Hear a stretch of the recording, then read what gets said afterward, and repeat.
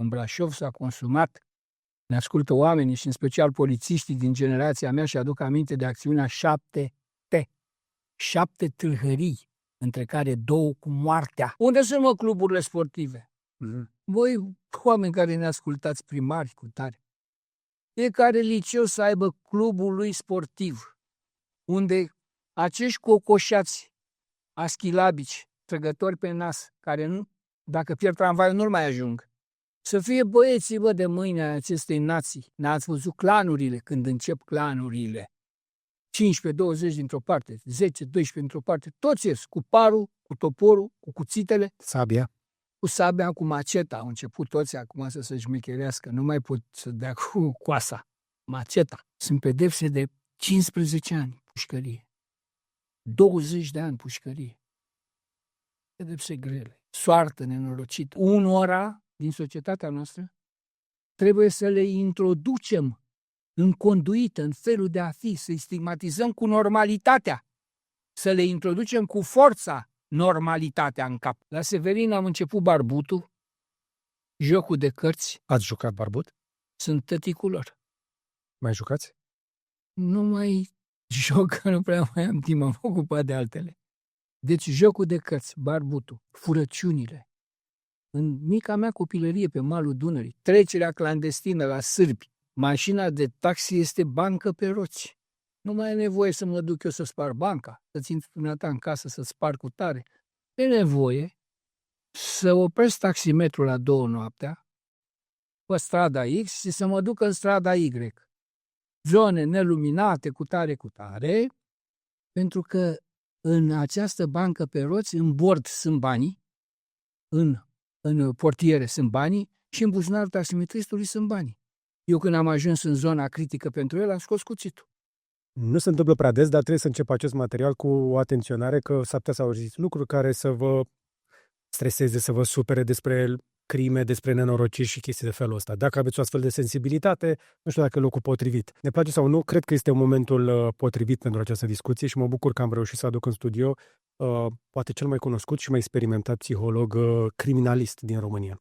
De ce l-am adus aici? Înainte să vi-l introduc, vă zic așa, că avem crima de la Cenei, care credeam că este o întâmplare și atât, după care am mai avut o înjunghiere a unui taximetrist recentă, o agresiune cu cuțitul împotriva unui polițist, un adolescent de 15 ani care și-a omorât bunica cu cuțitul, mai multe omoruri și tentative între adolescenți, care aparent mai multe ca niciodată. Despre violența asta a oamenilor foarte tineri și nu numai, ce o cauzează, de unde vine și ce facem cu ea, o să încerc să îl lămuresc împreună, vă spuneam, cu unul dintre cei mai cunoscuți și mai respectați psihologi criminaliști din România, domnul Tudorel Butoi Severin, cum îmi place că am văzut că vă prezentați. Vă mulțumesc foarte mult pentru faptul că mă luați în seamă în încercarea de a decripta fenomenele acestea. Vă salut și telespectatorii și să fim sănătoși. Așa, mă bucur că v-ați făcut timp pentru astfel de discuție, pentru că dumneavoastră în meseria asta ați ajutat la prinderea foarte multor infractori criminali, dar ați și format foarte mulți oameni ai legii și specialiști care să-i prindă. Pentru că avem nevoie de oameni ca dumneavoastră care să facă munca asta de a-i depista, însă ce am observat diferit la dumneavoastră față de alții este că nu faceți doar munca aia de câine de pază care încearcă să-l prinde, să-l bage la zdup, ci încercați să și vindecați societatea și despre asta vreau să vorbim astăzi. Întrebarea de la care vreau să încep. Avem mai multă violență sau este doar o percepție? Pentru că părem într-o oală sub presiune, avem mai multă violență ca niciodată zilnic la știri, din tot felul de surse și forme diferite, mai nou, mai recent, cu foarte mulți oameni tineri. Și nu numai, dar aș începe de la asta. Observație corectă nu poate fi contrazisă. Observația dumneavoastră nu poate fi contrazisă, pentru că vorbește viața. Și vorbește fiecare zi, dintr-o societate care are febră. Așa îmi place mie să-i spun. Societatea e bolnavă.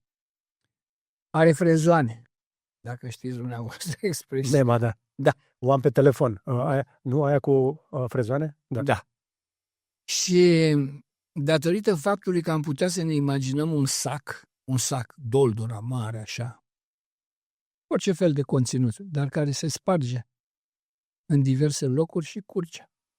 N-apuci să pui un petec undeva, s-a spart în altă parte. Exact cum le Pigmentați dumneavoastră zonele cu care ați exemplificat. Avem violență familiară și intrafamiliară. Certuri, conflicte. Partenerii nu se mai înțeleg. Sunt alungați de acasă unul de către celălalt. Odată cu ei suferă copiii. Trauma minorului. Procesele de divorțialitate, ele ca atare, nu se mai termină. În tribunalele pline. Să mai pline ca niciodată aud din zona asta că bătem record după record la divorțuri. Sigur că da. Și dumneavoastră știți foarte bine, ca jurnalist de investigație, și eu într-o oarecare măsură, atmosfera de mâhnire, de deprimare, de teamă, a neprevăzutului care urmează după divorțurile astea. Rămânem fără casă? Evacuez la cine rămâne casa? Evacuez la cine rămâne mașina? Ce fac cu copii? O alienare la concurs a părinților pentru a-l înstrăina pe copil de celălalt. Pentru că e întrebat copilul, cu cine vrei să rămâi, despre ce vorba? Ce întrebare este asta să-i pui unui copil cu cine vrei să rămâi? Ce întrebare e asta? Frumoasă observație.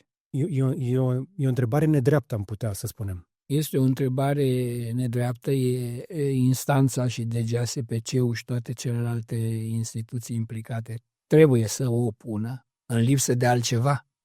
Dar ați pedalat pe o chestiune extrem, extrem de delicată. Copilul nu are discernământ la vârstele mici, 8 ani, 10 ani, 12 ani. Iubește pe amândoi părinții. Ele dincolo de conflictele la care totuși asistă. Pentru că aceste conflicte apar mult înaintea divorțului. Da, sunt premergătoare. Și nu se termină întotdeauna cu divorț. Multe din conflictele alea sunt duse mult timp pentru că cei doi, din tot felul de motive pe care putem să facem o listă întreagă, nu ajung până la divorț. Până la urmă, nu trebuie să ne ferim că ajung la crimă. Sau separare. Fenomenul de femicid, care astăzi este actualizat, persecutarea femeii, disprețul femeii, loviturile și alte violențe aplicate femeii care ți-a fost soție și mama copiilor, se termină cu crimă. Nu odată. Un aspect. 2. Delinvența stradală sau criminogenă. Păi delinvența stradală n-are cum să nu fie câtă vreme făptuitorii ies din baruri. Cum ies din barurile astea? Dopați cu substanțe psihotrope. Da, să spuneți din baruri, dar eu aud la minor de cristal. Da. Ați auzit de cristal? Cum să nu? Sunt particulele pe care le amestecă cu cafeaua, cu băutura, cu toate astea. Dar vreau să spun că în stradă, când ai ieșit, în stradă sunt riguri. Și de cum treci strada, și de cum te adresezi. Păi dacă tu vii de la prăfuială, din bar, la 2 noaptea, normal că sunt ațățate componente care țin de afectiv, de trăiri, și anume bioinstinctualitatea. Bioinstinctualitatea de tip agresiv, bioinstinctualitatea de tip sexual. Și atunci, bețivul sau intoxicatul meu pe stradă caută să își compenseze aceste trăsături. Și se apucă de fetele, femeile, care și ele trec la o oră interesantă, mai cu fusta scurtă, mai gălăgioase. Păi nu le-am spus că trăim în democrație și că e sigur? Sigur. Așa de sigur este. Le-a zis femeilor că trăim în siguranță aici, că suntem civilizați și că nu atacăm oameni pe stradă. Așa de sigur suntem că nu preț de, cred că o săptămână în urmă, un grup de fete, așa îndrăzneți, așa, s-au întâlnit de pe o bordură pe alta cu un grup de băieți, la fel de îndrăzneți. Întâi s-au luat la înjurături, apoi la picioare, la palme, după care băieții au scos pistoalele și au tras în ele cu pistoalele. Nu mi-a venit să cred. Sigur, dar așa se întâmplă. Deci am exacerbat și această chestiune stradală. Mai departe, tinerii ăștia au nevoie de bani. Banii să ne asculte și telespectatorii noștri. Sunt principalul vector care orientează din ce în ce mai mult viața într-o societate. Eu le zic ăstora fanatizați, pentru că se centrează pe drumul de a ajunge la bani cu orice fel de preț. Sunt toxicizații malefici. Și atunci, hai să furăm, hai să tâlhărim, Hai să spargem locuințe? Hai. Și iată că avem societatea noastră pe care am numit-o bolnăvioară. Revenim imediat la IGDLCC după ce vă spun despre un proiect care promite mai mulți bani pentru energia ta din fotovoltaice. După cum știți, sunt prosumator de 8 ani și, la fel ca mulți dintre voi, îmi doresc și cred că merit mai multă valoare pentru energia pe care o produc și o injectez în rețea. Așa i-am descoperit pe cei de la Yellow Grid, o companie de tehnologie care vine cu o soluție interesantă. Practic, prin tehnologia lor, vor să grupeze micii producători într-o centrală electrică virtuală, un virtual power plant. Asta le oferă acces la piețele de energie, unde activează mari furnizori și poate ajuta să obțină un preț mai bun pentru energia verde produsă. Cheia sistemului stă în stocare, în baterii și în tehnologie. Cu ajutorul unui dispozitiv numit Yellow Box și a unei aplicații, pot vinde energia în momentele cu cel mai bun preț din piață. Găsiți în descriere un link către site-ul Yellow Grid și către interviul în care am discutat pe larg cu fondatorul despre cum funcționează totul. Cei de la Yellow Grid sunt la început de drum în România și vor lansa un program pilot. Vă încurajez să vă faceți propria cercetare și poate vă înscrieți pe yellowgrid.ro sau prin linkul din descriere. Banii sunt văzuți ca o scurtătură, ca o destinație, pentru că vă aud că ziceți bani, dar eu cred că cu toții, la un nivel profund, dacă ne străduim un pic, toți căutăm ceva valoros în viețile noastre. În lipsă de valori, care se cultivă prin educație, ajungi să te uiți la bani. Dar sunt crime din sărăcie, violențe din sărăcie sau sunt din dorința de a avea mai mult decât ai? În oricare dintre ele se găsește o motivație atunci când discutăm de eveniment. Dar evenimentele astea, repetându-se și acumulându-se și așa mai departe, dau naștere unui fenomen. Acest fenomen are ca punte comună nevoia de a avea banul. Pentru? Tinerii și adolescenții pentru clipă. Pentru clipă. Cei au nevoie de bani pentru clipă. Să-și trăiască clipa la modul acesta dezinhibat, pentru că ei lucrează în grup de prieteni, în grup de... Da. Și atunci se amorsează unul pe celălalt. Plus că îi amorsăm și cu social media, unde le-am arătat că banii se fac repede. Sigur că da, sigur. La împrejurări favorizante sau în împrejurări declanșatoare, intră media la care vă referați dumneavoastră. Ce vrei altceva încât să fii și drogat, să ai și vreo 17-18 ani și să privești toată ziua în producții televizate în care niște fete sumar îmbrăcate, unele vor să se mărite, altele vor să exploreze lumea, se ducă și în fel de producții de genul acesta. Și bine, ei sunt mai degrabă pe TikTok și Instagram, dar analogia e corectă. Da, TikTok, Instagram, că văd intențiile anumitor țări de a le asana, nu se uită că e televiziune, că e TikTok, că e Instagram. Australia a zis stop. Da. Până la 16 ani nu pui mâna pe telecomandă. Și au explodat vânzările de cărți. Franța, la fel. Și mai urmează și alte țări. Mai urmează și alte țări, se aud comentarii și cu privire la politica noastră. Raed Arafat a încercat, dar deocamdată ministrul de interne nu crede că e o idee bună. Raed Arafat începe ușor să se bucure, din punctul meu de vedere, de respect și de prestigiu. Omul știe despre ce este vorba, este confruntat într-o carieră pe care o are numai de intervenție, de urgență și urgențele lui vin din sinucideri, din crime și așa mai departe, și am înțeles că a făcut o astfel de propunere. Am înțeles și obiecțiile domnului ministru de interne.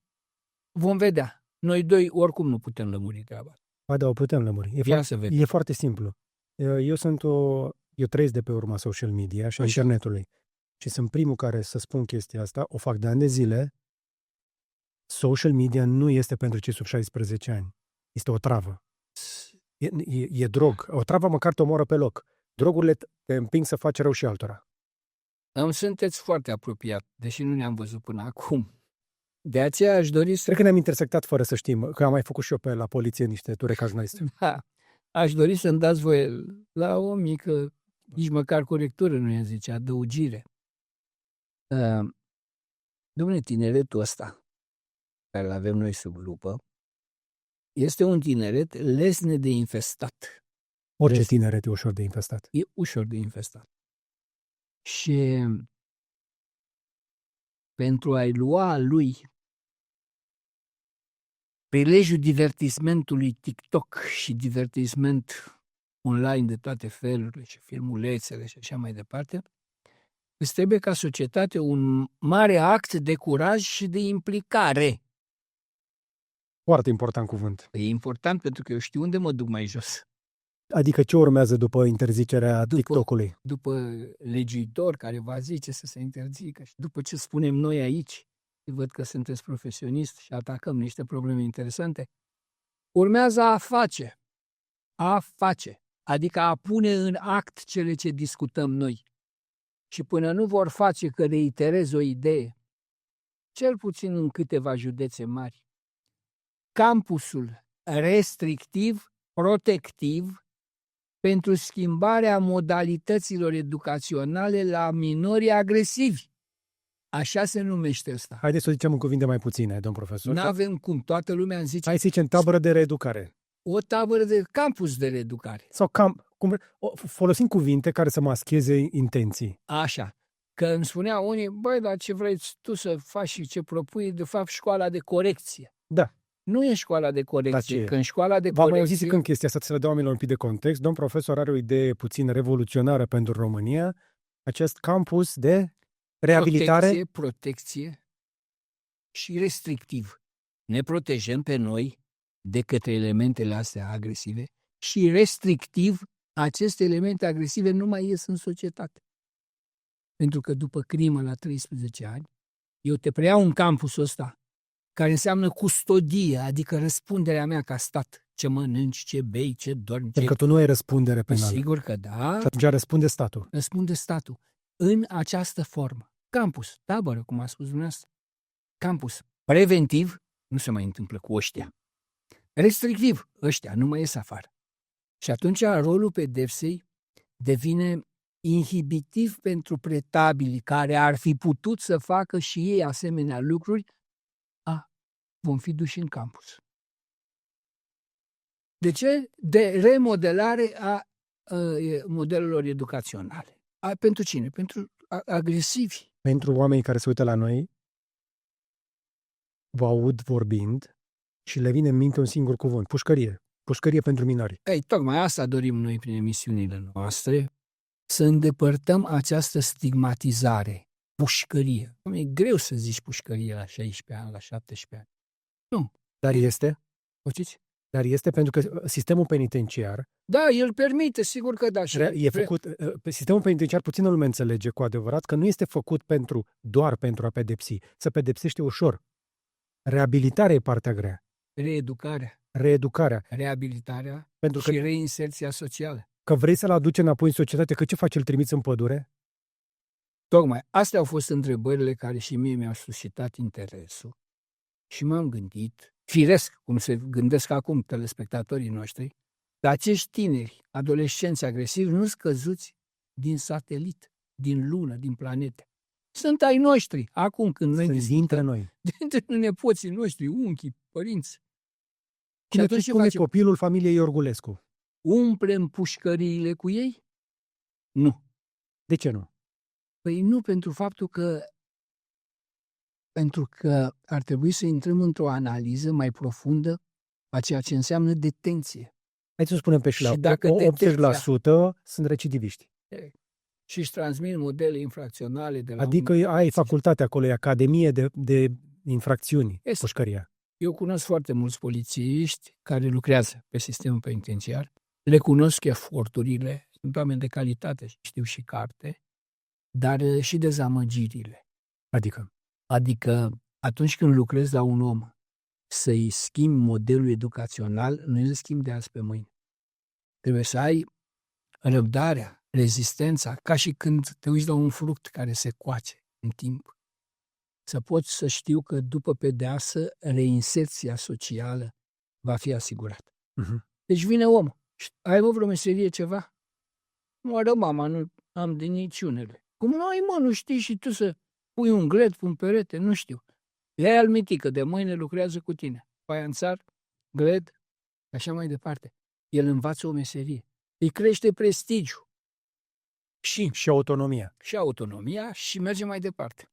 Dar altfel, Ia Ionică, să mergem mai departe. să rămânem un pic la, să zicem, Ionică, care s-a întâlnit cu Mitică la Mititica.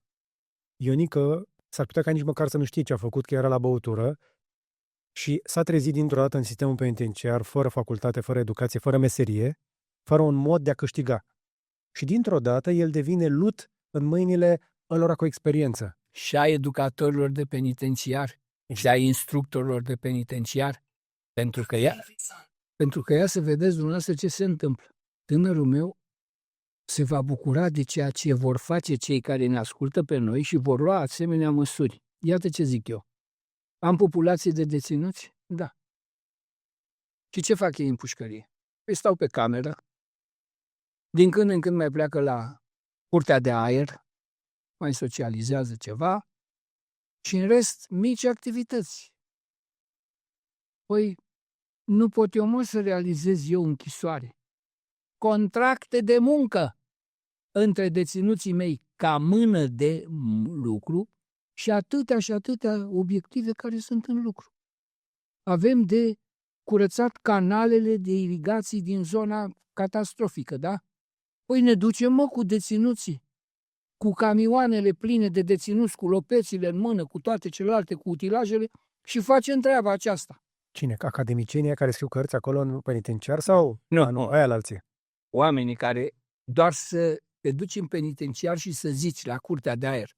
Cine dorește, pe bază de voluntariat, să intervină în decolmatarea barajelor care n-ai camioane, pentru câți vor vrea să iese de acolo, să socializeze, să vorbească, să muncească, să-l vadă soarele, să-l vadă cu tare. Vedeți dumneavoastră cum m-ați provocat și dintr-o emisiune ca asta le dăm unora idei de a face. Dar nu e idee nouă, este lucru știut. Și nefăcut. Știut și nefăcut. Iată-ți un telefon, dacă la barajele respective a fost un deținut, să dea și Avem utilaje pentru chestia asta, dar ideea o înțeleg. Sigur că da, și mai mult, eu mă duc mai departe. Și nu putem și pe ei să-i plătim? Alo? Să-i plătim pentru munca respectivă. O 30 de lei pe zi.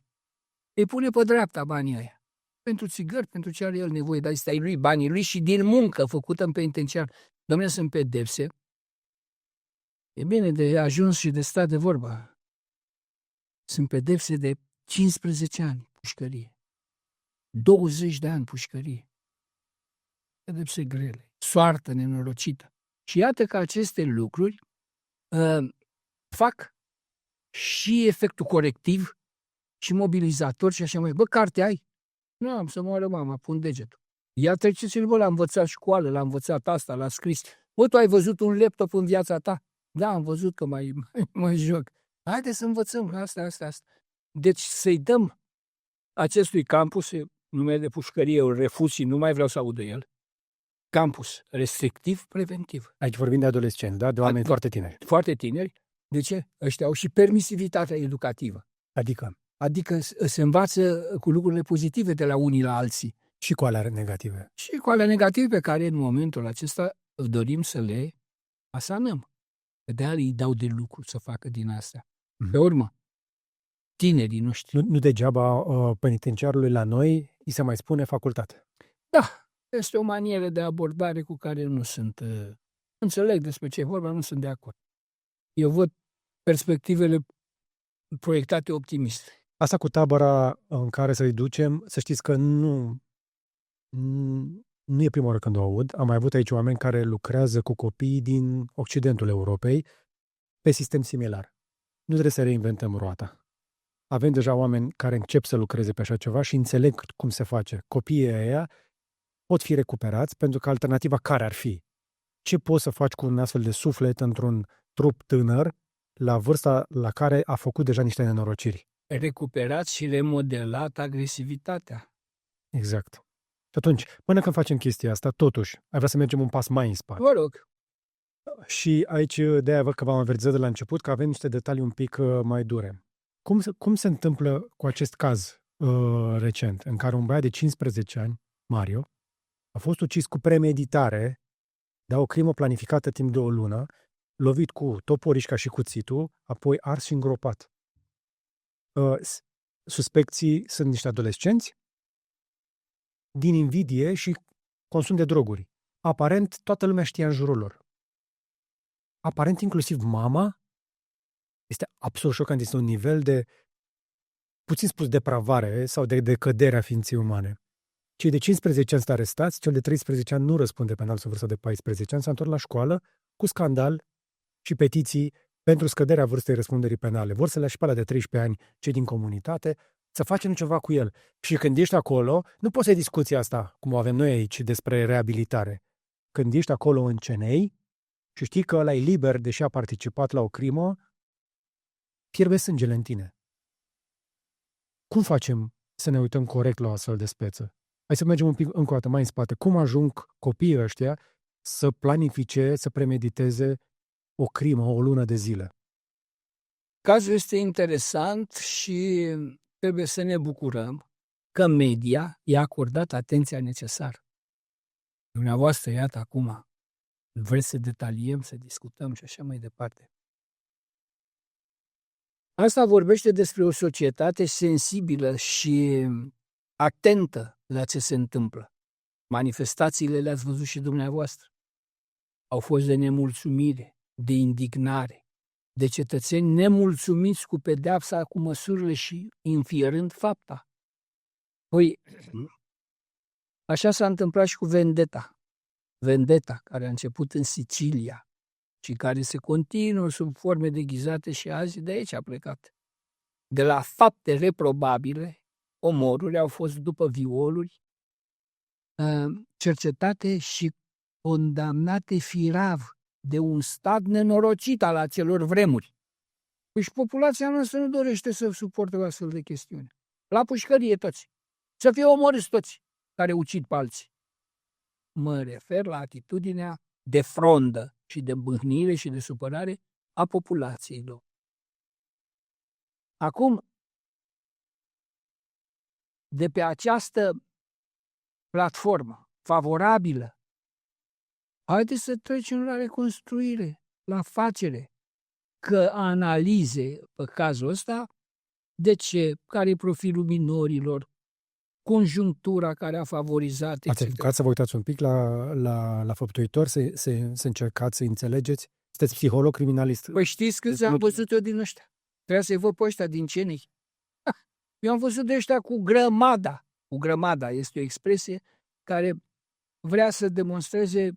La Severin unde i-ați văzut? Am văzut la Poliția Capitalei. Eu sunt expertul Poliției Capitalei pe criminalistică și vă salut, stimați colegi, și cetățeni și minori care ați trecut pe la mine de 37 de ani.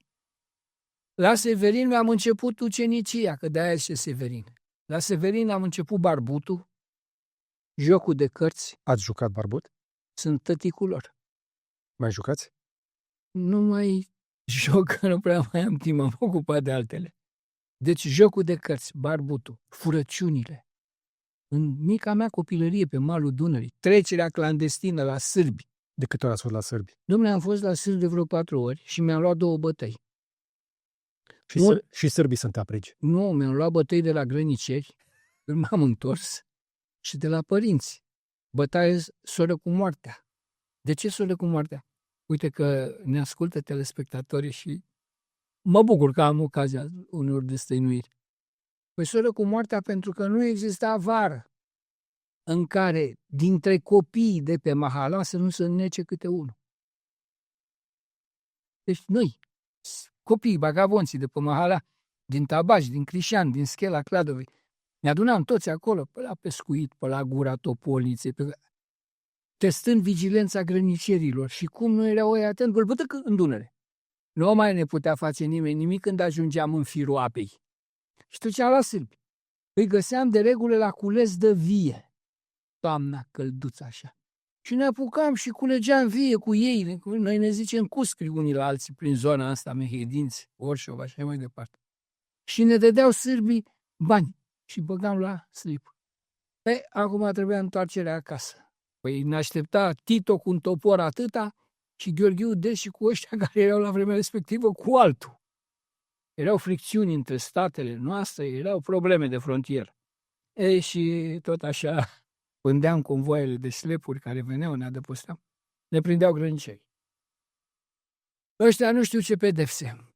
Bă, uite ce pedepse. Cum intram în pichetul de grăniceri, parcă văd și acum în jur de 40 de cizme militare aliniate frumos, dar pline de noroi, de humă, de cutare, ale militarilor grăniceri. Și niște căldări cu cremă sau cum vax, spuneau ei, și niște perii atâta. Bătaie, ca la Balamuc, curățirea cizmelor, date cu cremă și lustruirea lor. După ce această corvoadă era făcută, ne erau sunați părinții acasă. Oh, copilul meu, că uite, nu știam de unde e. Lăsați că știm noi, a venit și luați-l de aici. Și mama, Dumnezeu să o odihnească, cele mai frumoase și mai cuminți mame sunt mamele noastre, venea la pichetul de grăniceri cu nuiele din gutui. Gutuiul face niște vlăstari, elastici, tari ca lumea. Și îi rupea de cocoașa mea. Și în felul acesta am lăsat, nu am lăsat, că se mai repetau. Dar vreau să spun că eu cunosc mica infracționalitate trăită de mine. Mai mult decât atât, nu doar că știți mica infracționalitate, dar ați fost educat cu corecția fizică. Bravo, de aceea eu aduc în discuție. Dar avem alternativă la corecția aia, că ne întorc la tinerește. Cum să nu avem? Da? Mai credeți în ea? Credeți că v-a fost folositoare sau nu știau mai bine de atât? Eu am crescut în timpul acesta, confruntându-mă în plan științific cu fel de atitudini educaționale. Că mă întrebați dacă îi cunosc pe ăștia. Cum dracu să nu-i cunosc? A existat o tendință numită laissez-faire. Lasă-l să facă. De prin niște țări occidentale. Și tendința pe care eu vreau să o întronez, și anume corecția mică. Mica corecție, măi învățătorule, profesorule. Când epitacul de 6 ani, de 7 ani, introduce mica corecție. Ce înseamnă asta? O atitudine mai rigidă, o voce ridicată, o atenționare, un colț al rușinii. Trece acolo un colț. Să se vadă oprobiu clasei, că sunt toți niște micuți, abia încep. Nu își pune probleme legate de discriminare, de cutare, de nu știu ce. Dar ce fac? Interiorizează interdicții. Societatea nu mă vrea decât dacă nu fur. Societatea nu mă vrea, iată, sunt sancționat, dacă nu bat. Și mai departe. Astea se interiorizează, dragă colega, ca frâne interne. Asta nu fac, asta nu fac. Și la ce ajută? La socializare. Un pic, ele nu se interiorizează singure, ele sunt induse de comportamentul educatorului. Educatorul, psihologul, nu asta discutăm, care are această atitudine, are mica corecție la îndemână. O voce ridicată, o privire mai aspră, o chestie, un semn interdictiv. Păi altfel eu îl las să se ducă la prize, să se joace cu prize, să-i dea bunicii când lucrează ochelarii jos. Știți că avem o cultură din asta care se extinde și la noi, a părinților care cred în acest laissez-faire. Au început să le cam treacă. De ce? Păi când au văzut că copilul lor are pasiunea de a se juca cu chibriturile și tocmai a dat foc la claia cu fân, a ars casa lor și a ars și casa vecinilor și arde tot satul. De unde? De la laissez-faire. Ce cauți, mă, la chibrituri tu la 5 ani? Nebunule copil care ești. Și cu părinții tăi, în primul rând ei. Vedeți noi asta, aceste conduite interdictive îl fac pe copil să intre în plutonul majorității, că acum eu am o altă concepție. Și anume, unora din societatea noastră trebuie să le introducem în conduită, în felul de a fi, să-i stigmatizăm cu normalitatea, să le introducem cu forța normalitatea în cap. Cum? Păi în sensul acesta de a insista în a le arăta diferențele între acest laissez-faire haotic, bioinstinctual, la nivelul plăcerii copilului și a părinților lor, care sunt și ăștia niște snobi occidentali, la introducerea normalității. Păi uite, normalitate, vă dau un exemplu. Crește copilul și face 18-19 ani. Așa. Nu mai e problema ta. până la vârsta asta, Dacă nu le duci tu, o să le duce societatea, nu? Nu așa se spune? acum vrem să ajungem aici. De bucurie că a făcut vârsta, că nu știu ce, i-ai cumpărat o mașină. Da. Ia Gigi mașinuța. Vin colegii lui, bravo, ce mașină, hai să facem 2 ture. Nu-i pun la socoteală pe ăștia care fac ture, umplă mașina, intră în capul de pod și mor câte 3-4. Da. Nu.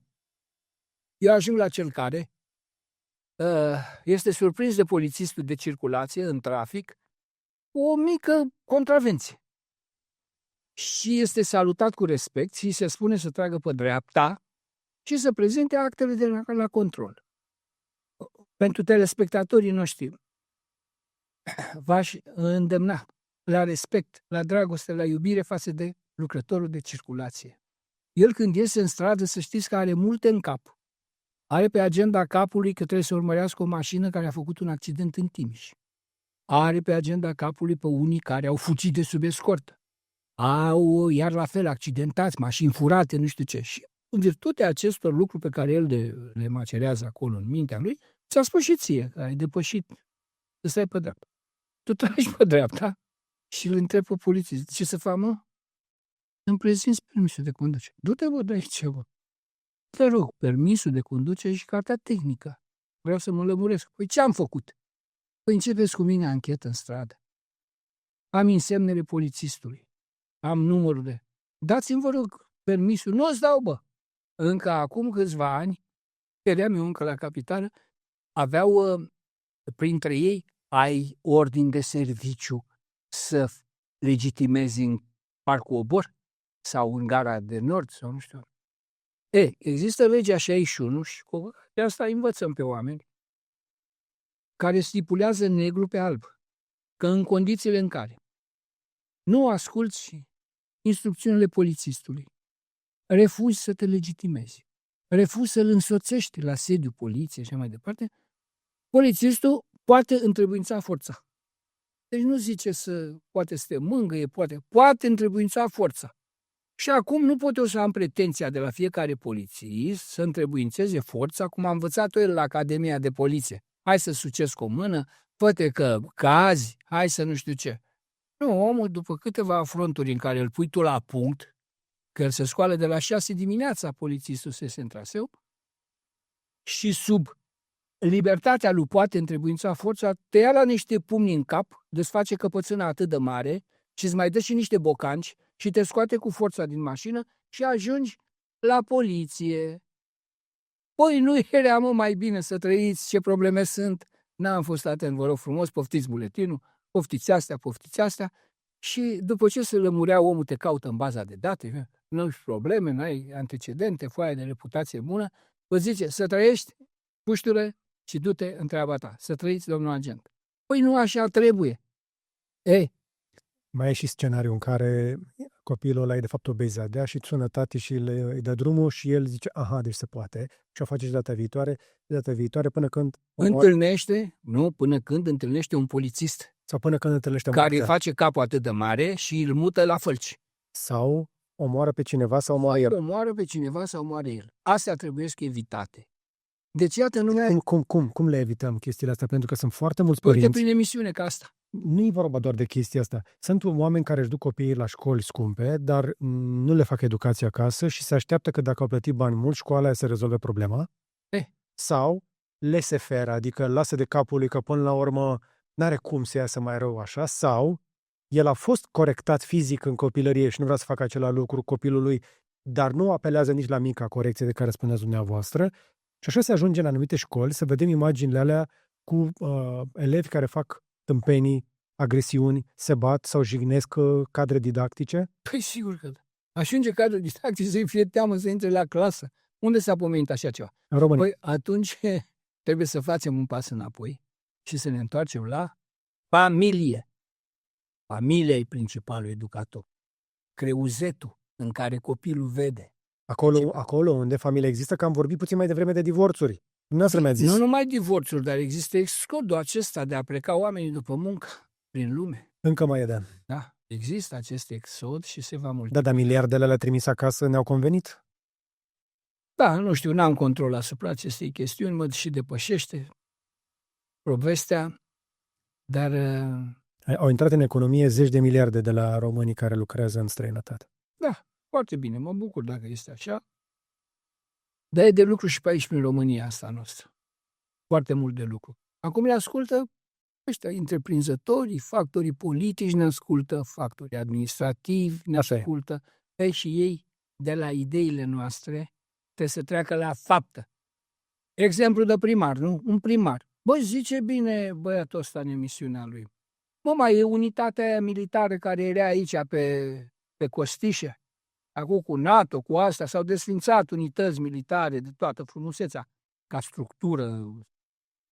Bă, are apă, are lumină, are gaze, e solidă, e cu tare, că o văd din mașină, zice primarul.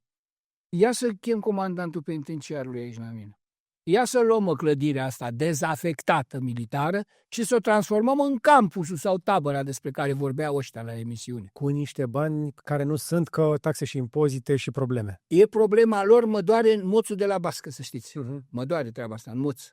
Pentru că ne doare pe toți. Ne doare pe toți. Pe toți ne doare. După aia avem așa, înjunghiere taximetrist în Mureș, în ianuarie, 3 minori, 13, 15, 16 ani, l-au înjunghiat pe un taximetrist în față pentru 30 de lei.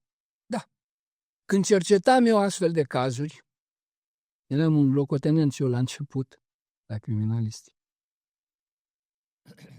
Când cercetam astfel de cazuri, eu am făcut toată viața că mă ascultă infractorii, mă ascultă părinții lor, mă ascultă oamenii pe care pe toți îi salut cu dragoste și când ne întâlnim în oraș, deja e un eveniment. Nu mai era nimeni în camera mea de interogare. Eram numai acum suntem noi acum. Eu cu individul respectiv. Hai să simulăm. Deci. Păi simulam în felul următor. Eu m-am prins foarte repede că pentru probarea faptelor, la instanță te duci cu probatoriu. Alo, cei care sunteți cu dreptul, cu juriștii ăștia, nu vă duceți cu probațiunea, mă. Hai, veniți la mine la cabinet sau încep acum anul școlar să vă explic că una e probatoriu. Mai predați la Spiru Haret? Și alta e probațiunea. Dacă nu mă cheamă din nou în Iugoslavia, în Italia sau în Anglia, voi preda din nou la Spiru Haret. Okay. Mă mai greșesc ăștia și mă mai cheamă. Deci, bă, probatoriu e una și probațiunea e alta. Interesul meu și al colegilor mei la capitală era să ajungem să facem probatorii solide, adică să ajungem la probe. Și stăteam cu oamenii de vorbă în relația de față către față. Și îmi spuneau, domn comandant, noi am învățat la draga nenii că mașina de taxi este bancă pe roți. Nu mai e nevoie să mă duc eu să spar banca, să-ți intri dumneata în casă să spar cu tare. E nevoie să opresc taximetrul la 2 noaptea pe strada X și să mă duc în strada Y. Zone neluminate cu tare, pentru că în această bancă pe roți, în bord sunt banii, în portiere sunt banii și în buzunarul taximetristului sunt banii. Eu când am ajuns în zona critică pentru el, am scos cuțitul. Eu l-am pus frumos. Urcau câte 3. Unul stătea lângă taximetrist și 2 în spate. Banii. Ce să zică, domn? Om de 50 de ani, 60, 45 și plus orice ai fi, doar ești miracol de pe pământ. Și banca care umbla pe roți era jefuită de noi. Am avut în sensul acesta foarte multe fapte și inclusiv crime. Dacă nu mă înșel, am avut 2 omoruri. Cum ajung la omor? Că se opune taximetristul? Se opune taximetristul. Păi și taximetristul e băiat haladit. Umblat și el. Bă, ia du-te, bă, dai și pac. Și mare lucru să secționezi o carotidă. Și atunci ce am făcut?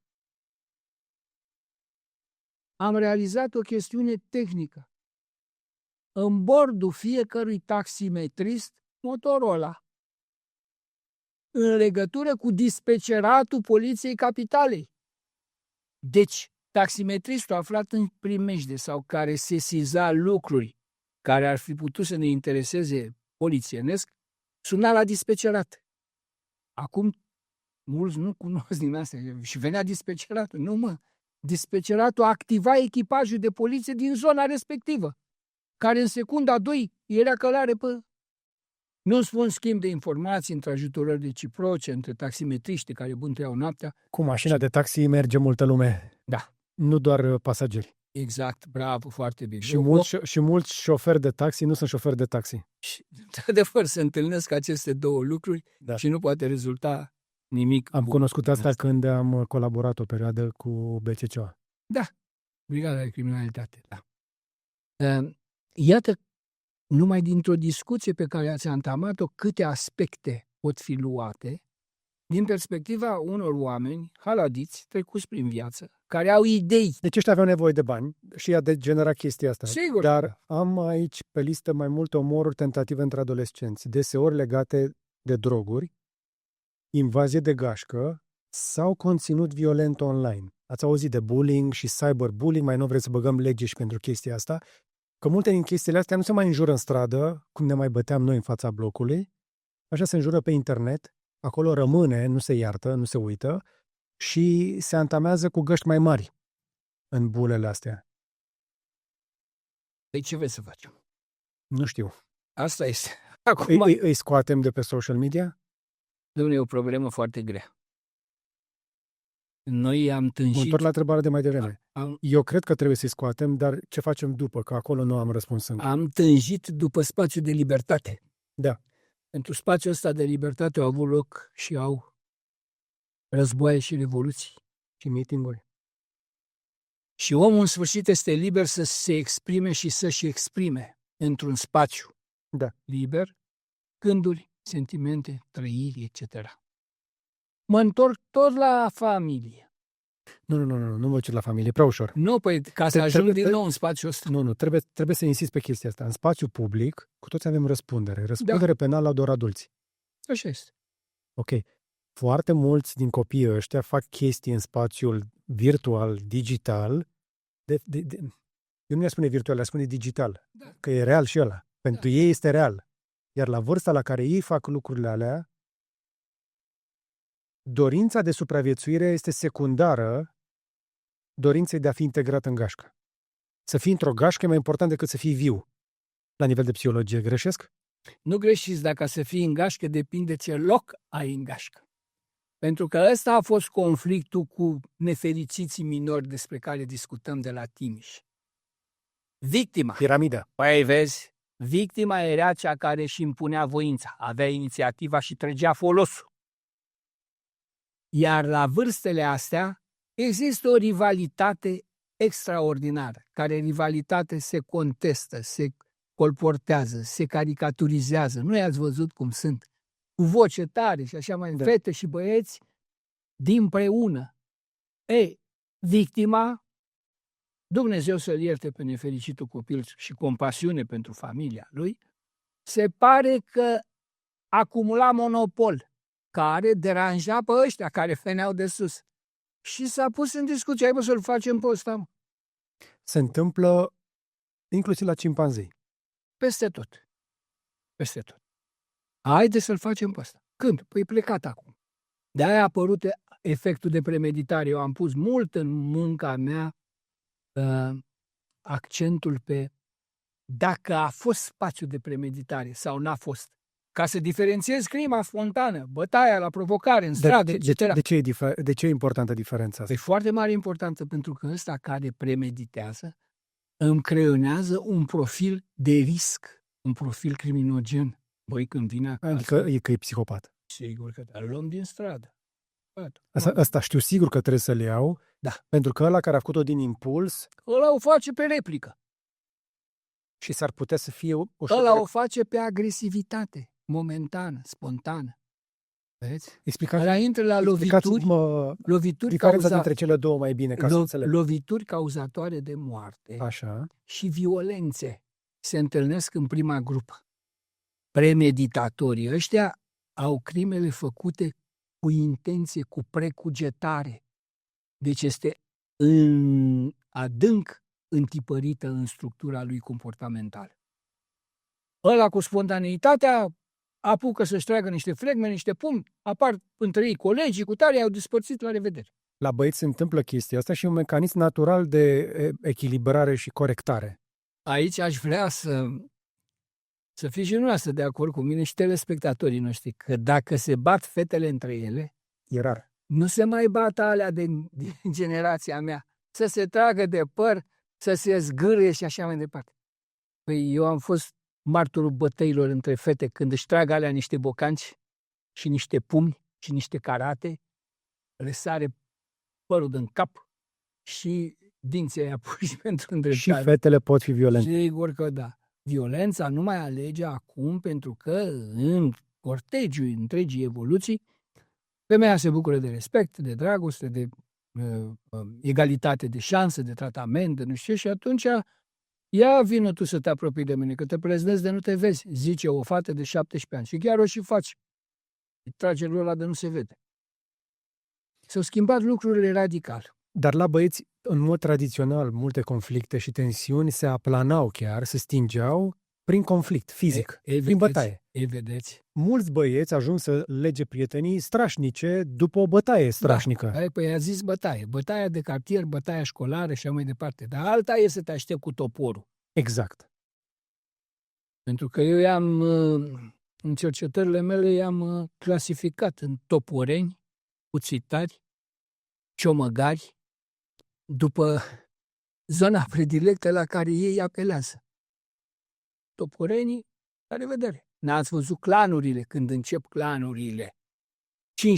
15-20 dintr-o parte, 10-12 dintr-o parte, toți ies cu parul, cu toporul, cu cuțitele, Sabia. cu sabia, cu maceta. Au început toți acum să se șmecherească, nu mai pot să dea cu coasa, maceta. Și în urma lor rămân victime. Iar ei și în spinare, băi, ascultați-ne care ne ascultați, vă luați în spinare 20 de ani de pușcărie, mă. Și ați omorât un om. Om creat de Dumnezeu. Dumnezeu l-a creat pe om. L-a zestrat cu bunătate, cu frumusețe, cu minte în cap, cu gândire, cu cutare, cu niște. Și voi De unde și-au ei dreptul ăsta să ridice toporul asupra unui om? îi spune. Asta îi întreb și eu acum. De unde vă luați, mă, dreptul de a ucide pe semenul tău, căruia i-a suflat Dumnezeu în gură viață? Din ce am citit, ar fi o proiectare de putere. Sigur că da. O valorizare. Nevoia de a se valorifica. Adică, Nevoia de a fi în evidență, sub să fii temut. sub afirmarea celorlalți care sunt de acord cu conduita ta, cu aprobarea. Ai aprobarea celor din spatele tău, atunci lucrurile sunt clare. Ca și când lumea s-ar opri aici, la ei. Știți că existau aceste Deci clanuri. nevoia de validare. Ideze, el face sport. Și apropo de sport, unde sunt, mă, cluburile sportive? Voi, oameni care ne ascultați, primari cu tare, fiecare liceu să aibă clubul lui sportiv, unde acești cocoșați, aschilabici, trăgători pe nas, care nu, dacă pierd tramvaiul, nu-l mai ajung, să fie băieții, bă, de mâine a acestei nații, puternic creați, antrenați, prieteni în solidaritate. La fiecare liceu trebuie să ai club sportiv. Asta înseamnă ore pe care le dedici acestei chestiuni de a te îngriji pe tine și pe alții. Și să lucrezi împreună cu alții pentru un obiectiv. Asta este. Socializare. Sigur că da. Unde sunt? Nu mai sunt. Cu toate astea, într-un fel sau altul, dacă nu le facem în mod organizat, cum a zis noastră, la școală sau cine știe unde, ajung ei să și le creeze. Și mi-a revenit în minte că în tinerețea mea, noastră ați avut la Severin acum ceva timp, dar în anii 90 și începutul anilor 2000, noi aveam în cartierul Noua, faimoasele bande, la Brașov. Da, cunosc zona. Da, și care au devenit o chestie culturală, care apare inclusiv în muzică, despre bandele de acolo și băieții care făceau și împărțeau putere, forță, dreptate. Cunosc, mă, am stat la Hotel Park, dacă știi Brașovul, un hoteluț micuț așa, ca lumea, ca să cercetezi crime abominabile în Brașov. Dăm din una în alta. În Brașov s-a consumat, ne ascultă oamenii și în special polițiștii din generația mea și aduc aminte de acțiunea 7T. 7 tâlhării, între care 2 cu moartea unor schioare, care veneau la Brașov să schieze pe pârtiile alea.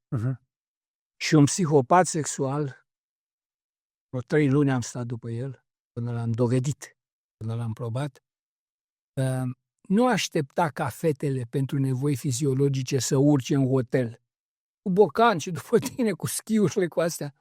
profitau de lizierele pădurilor, în care să mă asculte oamenii, psihologilor. Am stat cu el de vorbă. Și cum puteai, mă, să le surprinzi? Stăteam până ningea pe mine. Atenție, bioinstinctualul, se făcea zăpada pe el așa, ca să-i cadă prada. Prada, când venea pentru necesități fiziologice, nu putea să se mai opună la adevărata forță și erau violate. Luat inelul, luat cercelul, luat medalionul. Probele acestea sunt asupra căruia și în cotroanele ascunzătorilor noi ajungând. E drept că revin. Eu când am făcut interogatorii, în anii ăia, nici nu vreau să mă duc aminte. Regimul ceaușist, nenorocit. Eu n-am auzit niciodată de acest 7T. Păi ăla e 7T, codificarea mea. S-a ținut sub capac. Și codificarea mea. Unde lucrează pe tare? bine. E plecat la Brașov în 7T. Atât. Apucam să povestim. Anii 80? 70? Sub 80. Sub 80. Da. Am avut așa ceva noi la Brașov Exact, da. Întrebați oamenii de vârsta mea. și omul ăla a făcut pușcărie. Ce s-a întâmplat cu el? A fost executat. Nu cred. Păi de ce să nu crezi? Dacă exista în cod pedeapsa cu moartea. Pentru? Pentru fapte ca astea. Și dumneavoastră de ce Și că credeți? pe baza cercetării noastre ăsta a fost condamnat? Nu numai a mea. Am fost colectiv care stăteam la parc acolo. Țin minte că purtam discuții cu și dumneavoastră, cu dumneavoastră, ore târzii. Discutam urmele pe care le găseam Fantastic. și le puneam în cap. Sincer, nu am știut, poate mi-a scăpat, dar Auziți, ia să vă zic. mi-am început meseria acolo ca jurnalist, am vorbit cu polițiști mulți. Nu mi-a povestit nimeni despre asta. Da. Păi, să ai o vârstă. Acolo, într-una din discuțiile mai fierbinți așa de noapte, eu exprimându-mi opiniile vis-a-vis de profiling, am zice un colonel de miliție hârșit. Zice, tinere, o să faci carieră în poliție, dar să fii și dumneata atent că intenția ca instituție de drept penal e altceva decât intenția ca trăire, ca asta psihologică pe care o aduci dumneata în discuție. Domnule, asta s-a întâmplat într-o marță. Într-o marță s-a întâmplat treaba asta. Marți, miercuri, joi, vineri am fost la facultatea de drept și m-am înscris să dau examen de admitere ca să știu ce intenția în drept despre care mă apostrofase într-un cer mai larg și mi-a fost rușine. Și care e diferența? Pe care una e trăire psihologică pe care o am eu.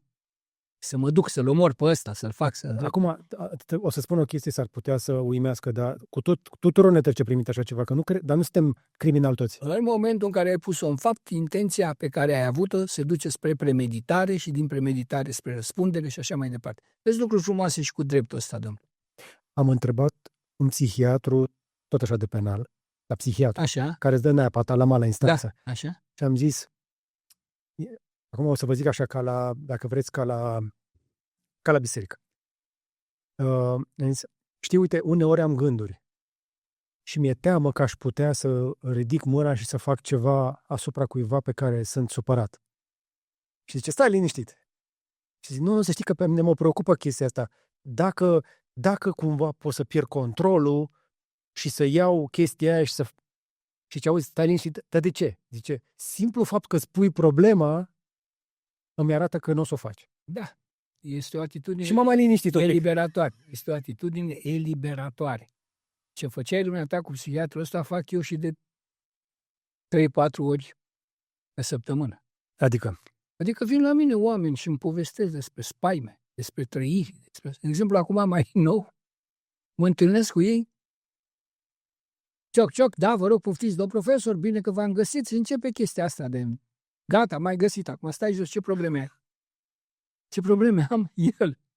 El își face de acasă partenerul meu de terapie și face niște planuri. Acum eu îl întreb, ce probleme sunt? Domnul doctor, mie mi-e frică. Ce este? Mi-e frică, am așa frici. Trăiesc frici, trăiesc temeri. Ce temeri ai, mă? Ia spune-mi programul tău de zi. Păi eu sunt planificator la Otopeni, de zboruri, de cutare, așa. Și ce faci? Păi dimineața cu nevastă mea face în Herăstrău. pac, alergăm. Deci te duce mintea la un individ activ, un individ cu mintea, cu tare. Așa și? Păi și să nu vedeți ce prost merge aviația asta. Au intrat în declin și în Europa și în astea, nu mai merg avioanele. Am dat un exemplu chiar din perioada în care n-au mers. În pandemie. Da. Și mă gândesc să nu ne pierdem și noi locurile de muncă. Lasă-mă niciodată cu un tip ca tine, cu tare. Mi-e și frică să mă îmbolnăvesc. Aoleu, dai din una în alta. Păi ce să te îmbolnăvești? Păi nu să nu vedeți la televizor X, Y, fost sportiv. L-a găsit acum cu nu știu ce, cu nu știu cum. Deci oamenii trăiesc ca și dumneavoastră, anxietăți, spaime, depresie cronică și gest suicidar. Eu sunt haladit cu chestiile astea, mănânc pe pâine. Mă să le explic oamenilor care e diferența între frică și anxietate? E consonă. Frica poate să fie o chestiune trecătoare. Anxietatea persistă. Deci ai anxietate în momentul în care zici că mă trezesc să beau un pahar cu apă, dar în drumul spre chiuveta aia și ce mai faci tu pe acolo, te gândești și la faptul că poți să-ți pierzi locul de muncă. Deci frica e un flash. Da. Anxietatea este o frică constantă și când atinge gradul de forță și de permanentizare, îți pierzi ceea ce se numește echilibru, speranța și te duci în depresie.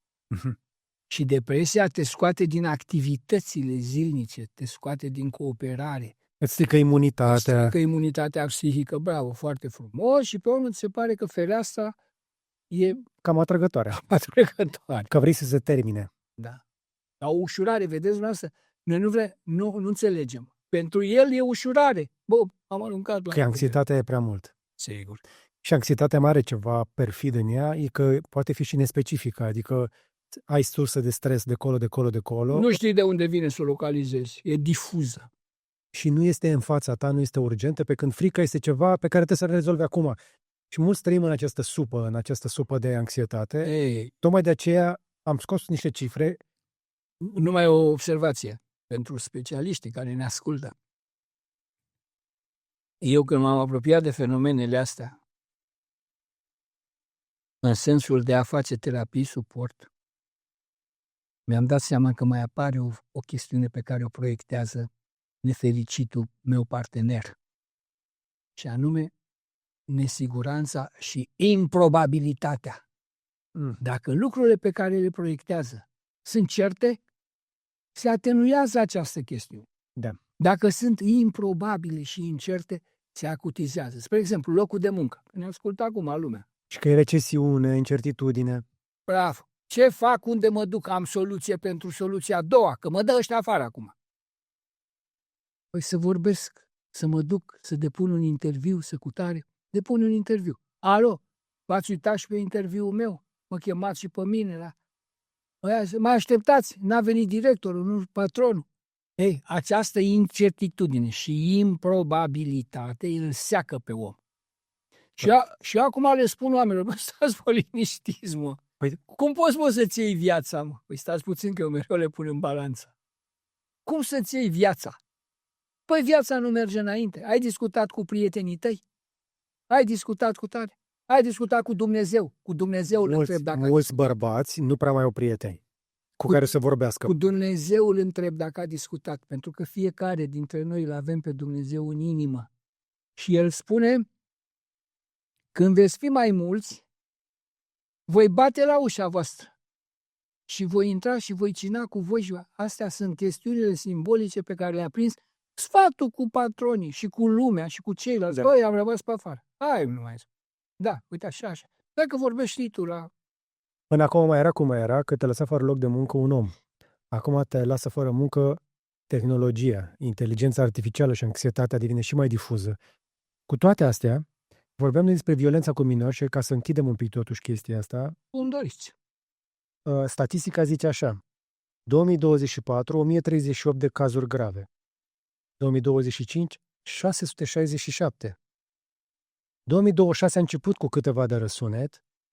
Nu sunt sigur că o să depășim, o să sărim iarăși de 667. În realitate, cazurile de violență extremă scad în cantitate, dar cresc în importanță. Așa că ați observat chestia asta. Nu, este că Sau mi se pare mie, o văd greșit. vârsta e din ce în ce mai mică și fapta din ce în ce mai gravă. Vârsta. 13 ani mă duc și fac tâlhărie în casă. Ok, Păi asta e fapte de 17 ani. da. Pârnaie. Și vârsta e mică. Cine făceau tâlhării în casă? Mari infractori, care se duceau, făceau, aveau 25, 30, 40 de ani. Deci vârsta comiterii e mai joasă, iar gravitatea a ceea ce comit ei e mai mare. Dar nu înțeleg de ce. Pentru că nu te aștepți totuși la un adolescent să aibă atât de mult Păi, curaj nu să aștepți. ia viața cuiva. Da, dar sunt timpuri care s-au schimbat. Din Modelele. motivele de mai devreme? Da, sigur. Adică social media, familii fragmentate. Foarte frumos. Da. Doar asta? Transmitere de modele infracționale și oportunități favorizante. Trasul pe nas, alcoolul, jocurile. Jocurile. Păi sigur că da. Toate astea creează competiții, creează rivalități și ei vor să se valideze. Băi, știi, pe cutare a pus-o, expresia lor. Păi și îl caută pe nou, e pe goană. Și se infestează societatea de astfel de indivizi și de astfel de situații. Ne venim și după pandemie, avem și război la graniță, recesiunea care ne toacă banii, inflația ne mănâncă valoarea din banii aia. Cât de mult credeți că totuși contribuie frustrarea economică la toată chestia asta? Că unii fac reformă ca să ne salveze de sărăcie. Dar reformele alea sunt întotdeauna o sabie cu mai multe tăișuri. N-am o metaforă mai bună. Ce se întâmplă? Răspunzând sincer la provocarea dumneavoastră, că asta e o provocare, vă mărturisesc că nu am nici priceperea, nici competența și nici interesul individual de a lămuri eu pe astea, problemele astea. Astea sunt probleme economice, sunt probleme politice, sunt la care nu m-am priceput, nu mă pricep. Dar din economie vine violență? Din problemele economice vine violență? Așa punctual vă pot răspunde, sigur că da. Îți e foame și nu reacționezi. Nu așa că e doar o chestiune doar de foame. Este, nu, de foame. Păi mă duc în pragul primitiv al existenței. Pragul primitiv al Sigur existenței, că- foame. Da. Dar vedeți, Adică nevoile toate intră aici, înțelege lumea când zic eu. eu mai văd un risc. Și lipsa serviciului, și apostrofarea, și mobbing-ul, și toate celelalte sunt aici. Ok. Și vreau să le rezolv prin comportamente nechipzuite, comportamente nenorocite. Repet încă o dată că mă ascult oameni, cum să omori, mă, omul? Cum să omori omul? Nu înțelegi treaba asta, tu, ascultătorule. Cum să omori? Cum să nu interiorizezi norme sociale? Să-i predai omului permisul când ți-l cere. Atât de lucruri elementare sunt, dar ne întoarcem. Ne-am întors la familie, ne-am întors la școală, care n-au contribuit la normalitate. Și atunci cu forța trebuie să introducă ăsta normalitatea. De ce credeți de-a lungul timpului că fiecare timp și-a adecvat pedepsele la normele de atunci? Pedeapsa are rol vindicativ în sensul că aduce satisfacție victimelor. Bă, l-a pedepsit pe ăla care mi-a violat fata. Ca să nu faci vendeta. Ca să nu faci vendetă. Că de fapt, ce am înțeles eu despre pedeapsa din justiție, asta este, trebuie să oprească vendeta, de fapt. Bun. Odată. 2. Preventiv în sensul de a-i face pe alții să se intimideze și să nu facă ca tine. Și corectiv în sensul de a te corecta tu pentru fapta că ai trecut prin acest purgatoriu, prin această pedeapsă și așa mai departe. Rolul preventiv este extraordinar. Și atunci Vlad Țepeș punea țeapa și îl lua pe tâlhar, pe violator și pe nenorocit, să îl înfingea în țeapă. Cum? În viziune publică. Și avea atunci și intimidarea pretabililor, avea și exemplu educativ, avea și inocularea stării de frică, ca să nu ajungă în țeapă ca celălalt. Sigur că răspunsul ăsta, dat în 2026 de către expertul Butoi, poate să suscite fel de interpretări și așa mai departe. Păi aici trebuie să vă contrazic un pic. Ia ziceți, fiți primul. Nu știu dacă o să fiu chiar primul, Dar știu că un principiu al legii spune foarte clar că nu poți să pedepsești cu o pedeapsă mai aspră decât fapta. Adică dacă ăla a furat, nu-l tragi în țeapă. Că de-aia aici în democrație, în Europa, nu tăiem mâini pentru furt. Păi o fi bine. Păi e? Păi e de discutat. Cum adică? Există în istorie, domnule, în letopisețe scris că puteai pe vremea lui Vlad Țepeș să-ți uiți și tu un portofel cu galbeni. Pe la fântână, pe unde beai, pe unde acutai. Acolo îl găseai. Eu nu zic decât ca exemplu educativ și în discuția noastră, ca să fiu convingător că pentru fiecare societate, vreme sau timpuri sunt anume pedepse. Pentru noi, Așa. de aia mă provoci dumneata, pentru noi, auzi ce Adamul ăla? Libertate supravegheată. Vezi? Ce Adamul ăla? Arest la domiciliu. Păi, domnule, cât mai stăm așa că eu stau de vorbă de aici când plec pe terase, cu foști infractori, cu prietenii mei, de bizuială cu care am trăit și trăiesc. De vizuină. Da. Domnule coleg, râd hoții de se prăpădesc. Unde-i Costel, mă? Nu mai că era bătut un cetățean. Și i-a spart la maxilar, i-a luat ceasul, l-a prins poliția. Și unde e acum? Că asta e faptul de 7 ani. Pușcărie, de pe vremea mea și în interpretarea mea. E acasă, i-a dat arest la domiciliu. Eu pot să am arest la domiciliu, că sunt mulți infractori tari care au arest la domiciliu, pedepse amânate, etc. Piscină, 2 dormitoare, fete care vin la treabă, etc., etc. Și tot, apropo de egalitatea de tratament, altul are și el arest la domiciliu, pe la Călmățui în sus, casă cu cârpici, cu gudron deasupra, burlane, cu fum. Egalitate de tratament. Vedeți? Reforma trebuie făcută, cum zic ăștia, facem reformă. Ei nu știu ce e reforma. Și cum? Dacă ați avea noastră putere, ce ați schimba acum? Eu acum? Da. Dom'le, eu acum nu vreau să am nici cea mai mică putere și mulțumesc bunului Dumnezeu. De ce? Păi nu sunteți noastră profesionistul? Că, da, și profesionistul studiază fenomenul, nu greșește. Am pentru profesioniști această competență, rapiditate, precizie, etc. și transmite soluțiile celor care sunt îndreptățiți să facă. Ăia sunt abilitați, ăia au fondurile, ăia au datoria, ăia au... Mă bag eu. Domnul Prădoiu. Așa zice el? Nu știu, vă întreb. Da, sigur, ăștia care sunt prin structuri. Azi e, mâine nu e. Domnul Prădoiu e de ceva timp. Da, să fie sănătos, să-i urăm sănătate și lui și la toți ceilalți și să facă. Deci noi venim, discutăm, n-are voie nimeni să mă... Dom'le, câtă vreme n-ai stat de vorbă cu infractorul, câtă vreme nu e realizat infractorului probatoriu, câtă vreme n-ai pus mâna pe el pe stradă, câtă vreme n-ai făcut expertiză, nu ți-ai pus și scălitura și parafa, nu vii să stai cu mine de vorbă. Că n-am timp. Eu mai stau puțin pe aici. Deci ce ați face? Dom'le, mai stau puțin pe aici. Eu vă înțeleg, dar ce ați face cât mai stați pe aici? Ce ați schimba? Uite, aș mai veni la emisiuni din asta. Până când mai veniți la emisiune, eu mă uit, spre exemplu, la ce au făcut danezii și olandezii, unde se închid pușcăriile pe bandă, că nu mai au clienți. Ei reușesc. Dom'le, Dan, compari mie Danemarca și cu asta cu 7 milioane de locuitori. Da, mai avem un pic, stați un pic, că și noi suntem la media veniturilor per capita cu EU27. Ne îndreptăm, devenim și noi încă o țară occidentală. Păi acum reușesc și noi de ce vedem că la noi aparent crește violența? Uite, vedeți, mă împingeți în zona spectrului care are rezolvări politice. Și vă mai dau un singur exemplu și voi evita în continuare. Destimate domnule coleg, nu ai văzut străzile din Anglia?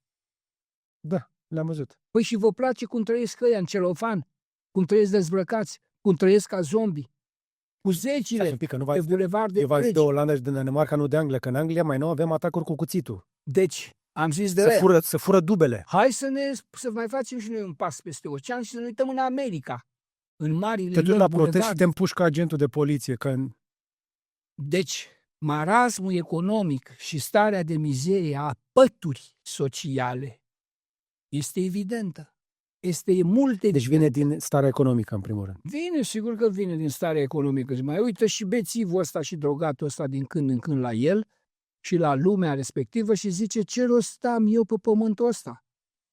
Și uite, buzunarele sunt goale. Păi hai să fur, hai să dau un cap, hai că a ieșit Gicu din pușcărie, hai să ne asociem, hai să facem combinație. Intră pe combinație și fac nenorocirile astea. Nu vă mai țin în zona asta pentru că nu e plăcută, dar vă dau ceva mai rău acum. Eu o să văd.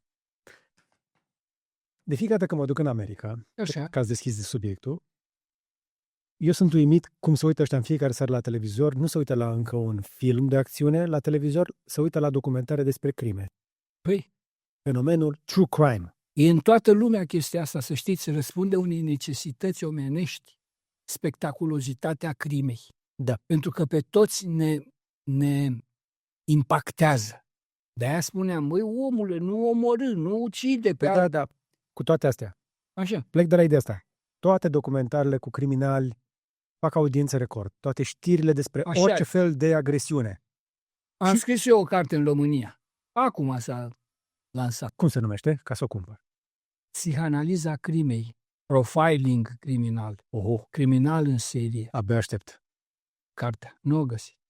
A dat urgent pe masteranzii mei de la Dreber, la psihologie. Trebuie să vă rog să mai aduceți una, că vă dădeam Data viitoare. Ideea care e? Nu s-ar da dacă oamenii nu s-ar uita. Da. Și eu să vă fac Chestie de o mică... eficiență economică. Exact. Da. Eu, când am terminat jurnalistica, ca să-mi iau licență, am făcut cercetare fix pe legătura dintre violență și audiență. Bun. Și am observat, am creat o metodă de calcul prin care știrile pozitive aveau cea mai mică audiență și le-am suprapus și am demonstrat asta. Știrile neutre erau neutre, după care știrile cu violență verbală, violență fizică și violență împotriva minorilor. Da, care erau de vârf. Exact. Cele mai urmărite erau cele în care, pe vremea aia când mi-am făcut eu licența, încă se dădeau imagini cu morți la televizor. Dacă aveai imagine cu copil și sânge, rupeai pe audiență. Și acum, pentru mine a fost o perioadă foarte traumatizantă. Ieșeam din camera de vizionare negru la față. Nu mi-am răspuns nici până astăzi și poate m-aș da dumneavoastră că lucrați și cu criminali, dar și cu oameni cu care faceți terapie. De unde vine această fascinație pentru macabru? Că eu am făcut-o ca jurnalist. I-am urmărit ambulanțele, am mers pe la poliție, am investigat crime, am avut crimă cu copii. Pentru mine, se face pielea de găină așa cum de fiecare dată că mi-aduc aminte. Nu înțelegeam totuși de unde este setea asta de sânge a oamenilor care se uită la așa ceva. E o întrebare pe care și-au pus-o toți criminologii și toți oamenii din societate. Că se sesizează acest lucru. Ce-i diseară? Diseară e serialul cu ăla, să vedem. Există o nevoie de confirmare. Omul aleargă în serialul dumneavoastră până ajunge la ce se așteaptă și anume la prinderea făptuitorului. Ăsta nu-i mai e prins. Un serial, 2, 3, 4, al 7-lea episod. 3 sezoane. Da, 3 sezoane. Și îl duce pe bietul om, ia să vedem ce s-a mai întâmplat. Pe urmă, regizorii, știți că lucrați, schimbă planurile, îl captează pe spectator și în egală măsură el vrea să ajungă și la satisfacție ca acest făptuitor să fie prins, publicul să aibă satisfacția că a fost făcută. Asta e nevoia de justiție. Da, nevoia de justiție. Întrebarea pe care o vă pun este un pic mai... Și nevoia bioinstinctuală, știu despre ce e vorba. Adică vrea omul să-și satisfacă și să-și tempereze și să-și domolească propriile sale porniri criminale, transferându-le acolo la ăla. Ok. Și atunci se descarcă. Păi sunt spectatori, telespectatori care vorbesc a doua zi. Ai văzut că l-a prins pe ăla? Ca și când ea ar fi avut o translație către polițistul inteligent, fermecător, abil, care l-a prins. Mm-hmm. Și mă refeream la faptul că în interogatoriile mele am stat tot timpul doar eu cu persoana suspicionată rezonabil. Nu știu dacă era el sau nu. Unde vreau eu să ajung? Vreau să ajung la următoarea chestiune. Că unul este probatoriu și alta e probațiunea. Am reiterat asta, dar ea să-ți spun altceva. Una e recunoașterea faptei și alta e mărturisirea. Domnul coleg. Cum așa? Păi așa, pentru că recunoașterea mi-o face individul decartându-i eu probe. Ce-i cu asta? Păi e cafeaua pe care am băut-o eu în seara respectivă, înainte de crimă. Bun. Cu ăsta ce e? Păi mobilul cu care am sunat cu tare, cu tare. Dacă eu nu-l întreb ce și cu ăsta, la recunoaștere, nu-mi va zice nimic de el, că nu l-am întrebat.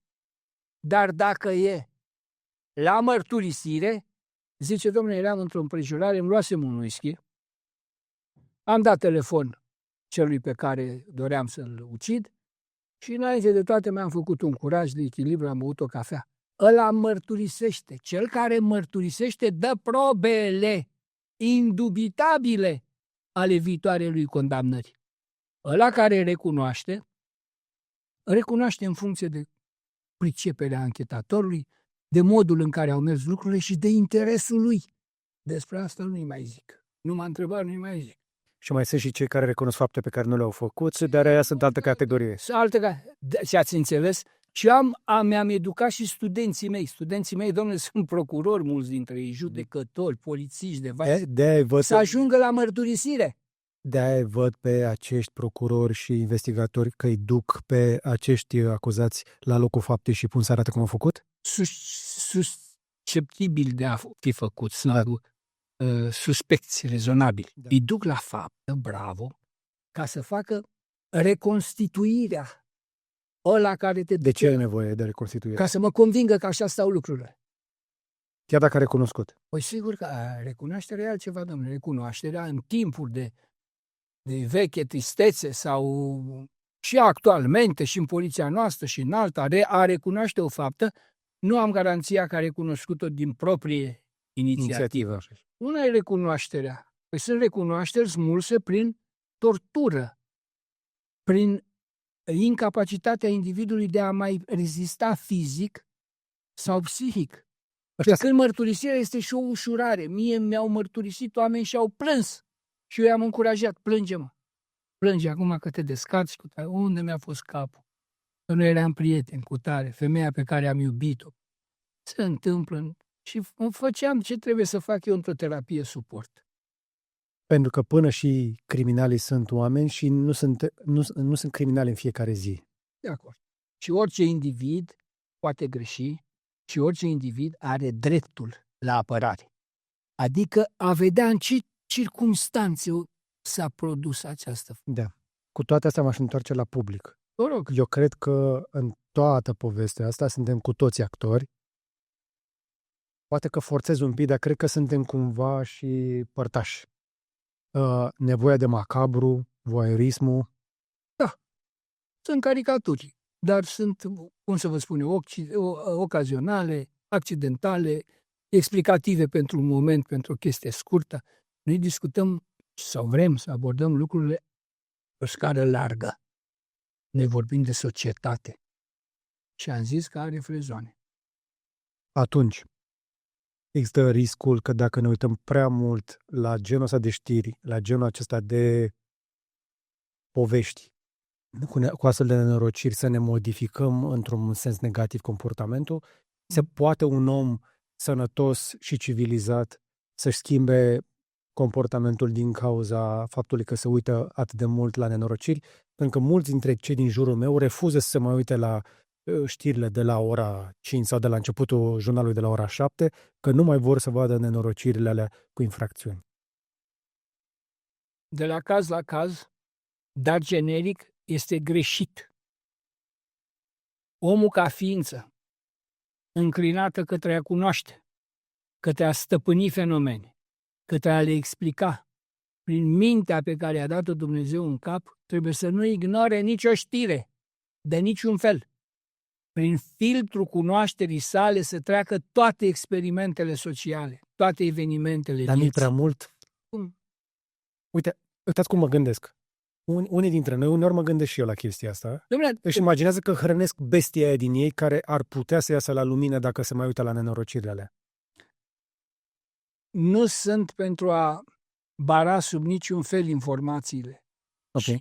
Sub niciun fel. Dumnezeu ne-a dat minte în cap. Se sperie acum unii de inteligență artificială. Bă, n-ai creier în cap, mă, să vezi că treaba e făcătură. E posibil așa ceva. Ai și posibilități de a verifica încrucișat lucrurile. Cum să refuzi? Eu nu mă mai uit la știri. Dar supraexpunerea la așa ceva, noastră ați rămas sănătos la minte după o viață în care ați lucrat și ați interacționat cu nenorocirea, cu infracțiunea, cu moartea. Dacă am luat-o de la malul Dunării, la Barbut, la Bătăi, în Schela Cladovei, că mă ascultă ăștia, cuțitarii, tot timpul cu cuțitul în dinți, jucau hora sau cu toporul sau cu tare. Vedeți, sunt și populații din astea care se dezvoltă și se educă într-un anumit context. Dar și mama cu nu iau adăgutui. Deci aveți rezistență la violență. Sigur că. Generațiile actuale s-ar putea să aibă mai puțină. S-ar putea să aibă, s-ar putea. Lor le place mai mult la bar, le place să tragă pe nas, le place să se epileze, să-și facă unghiile, au alte chestiuni. Sigur că da raportări la modelele cosmopolite pe care le au unii, alții nu. Dar cu toate astea pe medie, vedeți societatea de astăzi față de tinerețea dumneavoastră? Mult criminogenă. Mult mai Mult, sigur. Aflăm mai multe sau chiar există mai multă faptă, mai multă nenorocire? Dom'le, când la mine în Mahala era o crimă făcută de regulă pe la anunț sau pe la jocurile de noroc, pe la barbut, pe la asta când scoteau ea cuțitele. La mormântarea respectivă venea tot orașul, dom'le. Că erau rare. Rare și creatoare de senzațional și creatoare de modele pentru a nu face și creatoare de pretexte. Ce s-a întâmplat? Cum s-a întâmplat? Și mergeam toți după carul mortuar Ca să aflați. ca să aflăm și să trăim asta. Și așa mai departe. Pe aici Acum afli tot. tot. Și am lăsat pentru ultima parte o discuție pe care aș vrea să o am cu dumneavoastră. Nu cred că am un om mai potrivit care să pot să vorbesc așa ceva la noi. Despre cazul Epstein din America. Unde se combină toate lucrurile de mai devreme, doar că se mai adaugă un strat. Elita. Și oamenii de pe margine, noi, ăștia care nu ne avem miliarde și insule unde să mergem să facem nebunii, ne uităm la ăștia cu ce emoție credeți că se uită oamenii la comportamentele alea deviante de pe insulele lui Epstein? O mare curiozitate. Curiozitatea de a ști, curiozitatea de a afla și curiozitatea de a compensa. Ce să compenseze? Propriile trăiri și frustrări. Au venit unii acum, să zic eu, 10 ani, și pe la noi, prin Ministerul ăsta al Învățământului, pe la Arad și pe la treaba lor pe acolo, să introducă în școli educația sexuală. Nu vreau să vă spun ce am făcut cu ei. Și pe net, și pe asta, și ce luări de poziție am făcut. Păi când am citit eu în lege că trebuiește să inoculăm copilului de 4 ani, de 5 ani, posibilitatea de a gusta din plăcerile mângâierilor sexelor. Păi sunteți noi buni la cap, păi voi îmi vorbiți de onanism la 4 ani, 5 ani. Că nu vreau eu să teoretizez prea mult, dar asta este. Trăirea plăcerii, mângâierii organelor sexuale, scrie textual, înseamnă onanism. Voi vreți să-mi pregătiți tinerii ăștia. Vorbeam despre faptul că oamenii se uită la comportamentele acelor miliardari. Așa, cu curiozitatea necesară. Acum eu discut cu cei care au fapte în zona bioinstinctualității sexuale. Discut de o viață. Cu violatorii, cu tulharii, cu viol, cu moarte, cu viol și mai departe. Ce constat, domnule? Constat la indivizii ăștia inclusiv inhibiția de a se apropia de sexul opus. Și atunci trebuie să facă raptus, să-și domine sexul opus, răpitorul, de a aduce victimele acasă la el sau de a pătrunde peste ele și de a avea satisfacție numai în sensul raptusului. Să simtă victima țipând, să-i simtă cu degetele când o sugrumă. Sunt lucruri spuse de mine față către față și interpretate de mine în acest sens. Vreau să știți ce au spus 2 din victimele lui Rămaru. Cui? Rămaru. Da. Rămarul este cel mai cunoscut psihopat sexual, dar nu mai întindem, că e poveste întreagă. Și generația asta o să-l descopere la un moment dat și o să fie fascinată de el. Ce spunea femeia? De regulă a atacat femei întâlnite la ore adânci din noapte. Iar astea la care mă refer eu erau ospătărițe, care nu pleacă acasă până nu fac curățenia în local, în bar, în cutare, și atunci pe străzi erau femeile care mergeau spre casă cu grijile lor și acest prădător sexual, Rămarul, ce spune în declarațiile citite de mine? Am auzit pași în spatele meu, am tras cu coada ochiului și am văzut că e vorba de un bărbat care, când încetineam eu pasul, încetinea și el. Dar mormăia ceva, parcă voia să-mi spună ceva. Este inhibiția sexualului, psihopatului sexual. Inhibiția. El voia să spună ceva, rumega. Ce faci, bună seara, e singură, dar nu ducea fraza până la capăt și nu antama persoana. Ce face unul normal? Unul normal face, ce faci frumusețe? La ora asta ești tu pe stradă, mă nebună care ești. Unde stai, în ce cartier? Hai că te conduc. Omul normal, care are același interes, să se cupleze cu o femeie drăguță. Pe când mormăitorul meu este psihopat sexual. Și la momentul potrivit sărea pe bietele femei, le trăgea în ganguri și le lovea cu securea de serviciu aia pompierească pe care o avea el la căminul studențesc la agronomie. Deci vă dați seama ce potențial ținut sub frână. Acest lucru îl spun eu tinerilor care au și la care identific potențial de ăsta agresiv. Mă, nebunilor care sunteți. Ia uitați-vă pe bulevardul. Fete peste fete. Este un trend al înfrumusețării individuale. Fetele se lucrează mult, își pun botox, își fac implanturi, se fac frumoase. Duceți-vă și discutați cu ele. Sunt fete moderne care au insemnele modernismului. Le-ați văzut cu cercei, în nas, în buze, în cutare. Sunt fete care vă provoacă prin felul lor de a fi benign, fără obrăznicie, fără a-și bea cafeaua liniștite pe terasă. Du-te mă la fata aia și vorbește cu ea. Ce faci? E atât de simplu. E atât de simplu. Bravo, m-ați scos din necaz. Foarte simplu. Și așa faci socializarea și cunoști fetele, partenerele. Multe fete recunosc că băieții sunt muți. Bravo. Și că nu sunt stare să deschidă o conversație cu ele. Bravo. Credeți că e aceeași poveste? Și băieții ăștia care nu reușesc să-și rezolve problema... Așa sunt viitorii, că mă întorc acum, sunt viitorii elitiști, domn. Mie să nu vorbiți de elite prea mult, că dau în plictiseală. Eu am cunoscut elitiști de la șef de state... Eu vorbesc de miliardari aici. De la șef de state majore, la fel de profesori universitari și academicieni, care și ăia nu stau deloc prost cu banii. Așa. Dar ăia la vremea respectivă nu și-au trăit etapele normale ale educării sexualității. Ăia la vremea respectivă au luat tratatul. Ăia la vremea respectivă s-au dus cu tasul în afacere. Ăia la vremea respectivă s-au combinat în alte activități de produs. Vă dau un exemplu concret. Pe când ăștia la alții au știut ce înseamnă Mariana, vin să te duc prin Cismiciu, să ne sărutăm și... Este exact cum ziceți. Am citit bucata din biografia lui Bill Gates, care acum apare și el în dosarele Epstein, care avea nevoie de ajutor să ajungă la fetele de care ziceați, de la care ar fi luat o boală venerică. Da. Acum nu știm cât de adevărată e chestia aia, că Epstein și-a trimis e-mail lui însuși, dar faptul că a mers la multe petreceri de genul este adevărat, dar Bill Gates în tinerețea lui timpurie, când trebuia să iasă cu fete, învăța să programeze.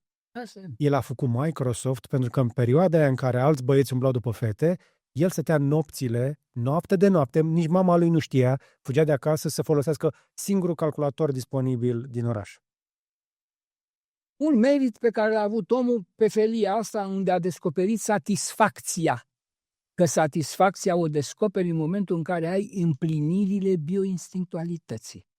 Ei, la vremea aia mai trebuia dracu să lase calculatorul ăla să mai plimbe vreo fată pe undeva în împrejurările în care să-și activeze erotismul erotismul.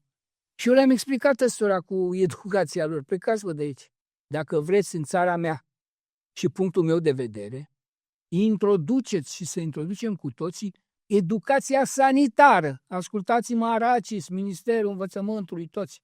Introduceți voi educația sanitară. Care e diferența între astea două? Păi când îi zice educație sexuală, mă ocup de sexualitate. Nimeni mai zice sexuală, zice sanitar acum. Când îi zic, bravo, educație sanitară, atunci, pe treapta evoluției științelor, biologie, anatomie, cutare, mă voi întâlni și cu sexualitatea. Ne întoarcem la începutul discuției noastre, sunt cuvinte care maschează intenții. Păi, intențiile care sunt? Nu cu mine, cu butoi, nu te joci. Intențiile sunt să-l familiarizezi pe copilul de 5-6 ani cu mângâierea organelor sexuale, apoi să treacă dintr-o etapă mai în alta, ca să mi-l prindă la 18 ani invitația la LGBT. Dar nu se mai sperie, asta ce e? Asta o știu, că la 7 ani... Stați puțin, că avem țări civilizate și în Occident, unde invitația la zona asta se întâmplă mai devreme chiar. Dom'le, Sunt de notorietate cazuri în Statele Unite unde sunt copii minori cu vârstă foarte fragedă la care s-a făcut tranziția sexuală, că avea dubii în legătură cu genul lui. dar dumneavoastră știți câte cazuri de genul ăsta s-au întors la neurochirurgi să-i facă din nou fete? Păi e mai greu să mai facă fata după ce nu mai ai toate elementele. Bun. Asta ce înseamnă? Înseamnă că au perpetuat și au favorizat dezechilibru mental, dezechilibru față de propria imagine. Păi și asta nu vreau eu să se întâmple în țara mea. Să facă educație sanitară și în educația sanitară vom face și disciplinele care se apropie de om. Da, dar cu toate astea, etc. trebuie să spunem totuși că trebuie să protejăm și copiii aceia la care putem ajunge la un nivel de certitudine ca după pubertate măcar să se poată așeza într-o identitate cu care să poată trăi. Da, foarte bine. Identitatea dată de Dumnezeu. Bărbat, femeie, care se respectă, care se iubesc, care trăiesc hedonismul ăsta fantastic al sexului și așa mai departe, fără să-mi faci mie să-l introduci într-o stare de confuzie. La asta nu se gândesc ăștia. Băi, confuzat băiatul ăsta care vede că lumea e într-o zonă de normalitate și el se comportă altfel. Nu? Și se intre și în pericole. Și normalitatea este o iluzie. Normalitatea este o iluzie. Da. Eu sunt de acord că homosexualitatea există și va exista în continuare. Chestia asta cu confuzia indusă, da, într-adevăr mă preocupă și pe mine. Dar cu toate astea trebuie să o spunem pe șleau. Am fost recent și acum o să zic așa cum e. Așa cum vine. Da. Am fost invitat de un prieten și am văzut un număr de stand-up al unuia dintre cei mai apreciați artiști de la noi, al lui Mihai Bobonete. Oh, ce drăguț! Salutările mele! Și în show-ul lui de la Sala Palatului, așa? Bobo a vorbit despre un club de swing, de swingeri. Da. În sală erau oameni bine îmbrăcați, frumos. Au fost ropote de râsete și de aplauze la toate glumele legate de clubul de swinger. Da. Și după care am zis, stai puțin, ce e aici? Se pare că nu este o chestie chiar atât de promiscuă pe cât credeam eu, începe să fie destul de îmbrățișată și la noi. Adică ceea ce eu, poate dumneavoastră, vedem ca o normalitate, nu se întâmplă în casele tuturor. Sunt oameni care vor să exploreze, să experimenteze, așa că îi vezi în viața de zi cu zi, sunt îmbrăcați la costum, au o mașină bună, o familie civilizată, aparent normală, dar în timpul liber își explorează libertatea. Deci asta cu normalul este destul de relativ. Câte vreme nu face rău nimănui, s-ar putea să fie în regulă. Eu vreau să mă întorc totuși la oamenii aia care gravitau în jurul lui Jeffrey Epstein și s-a întâmplat chestia asta vreo 20 de ani, toată povestea aia. Oameni care au făcut chestia aia multă vreme, nu mai aveau nicio reținere, nicio jenă. Și dincolo de acele vacanțe, că așa își zicea el pe e-mail că se ocupă de vacanțe, la care, da, într-adevăr, pot să înțeleg niște oameni cu bani, bogați, miliardari, care nu au avut timp să se maturizeze, nu și-au finalizat pubertatea, care vin acolo să se distreze, să se relaxeze, să nu fie în văzut tuturor, mă apare un element de perversiune. Apariția fetelor minore, aduse de peste tot, multe dintre ele intoxicate acolo. Sunt imagini care au ieșit din dosarele alea în care sunt oameni cu putere, sânge albastru, șef de bănci și așa mai departe, în imagini cu fete foarte tinere, aparent unele dintre ele și din România. Da. De unde această dorință a acestor oameni ca, ok, își rezolvă problema, dar de ce nu pot să o rezolv cu femei care să o facă, cum să zic, de comun acord, nu? Contra coza că asta vor, dar să nu faci cu minore.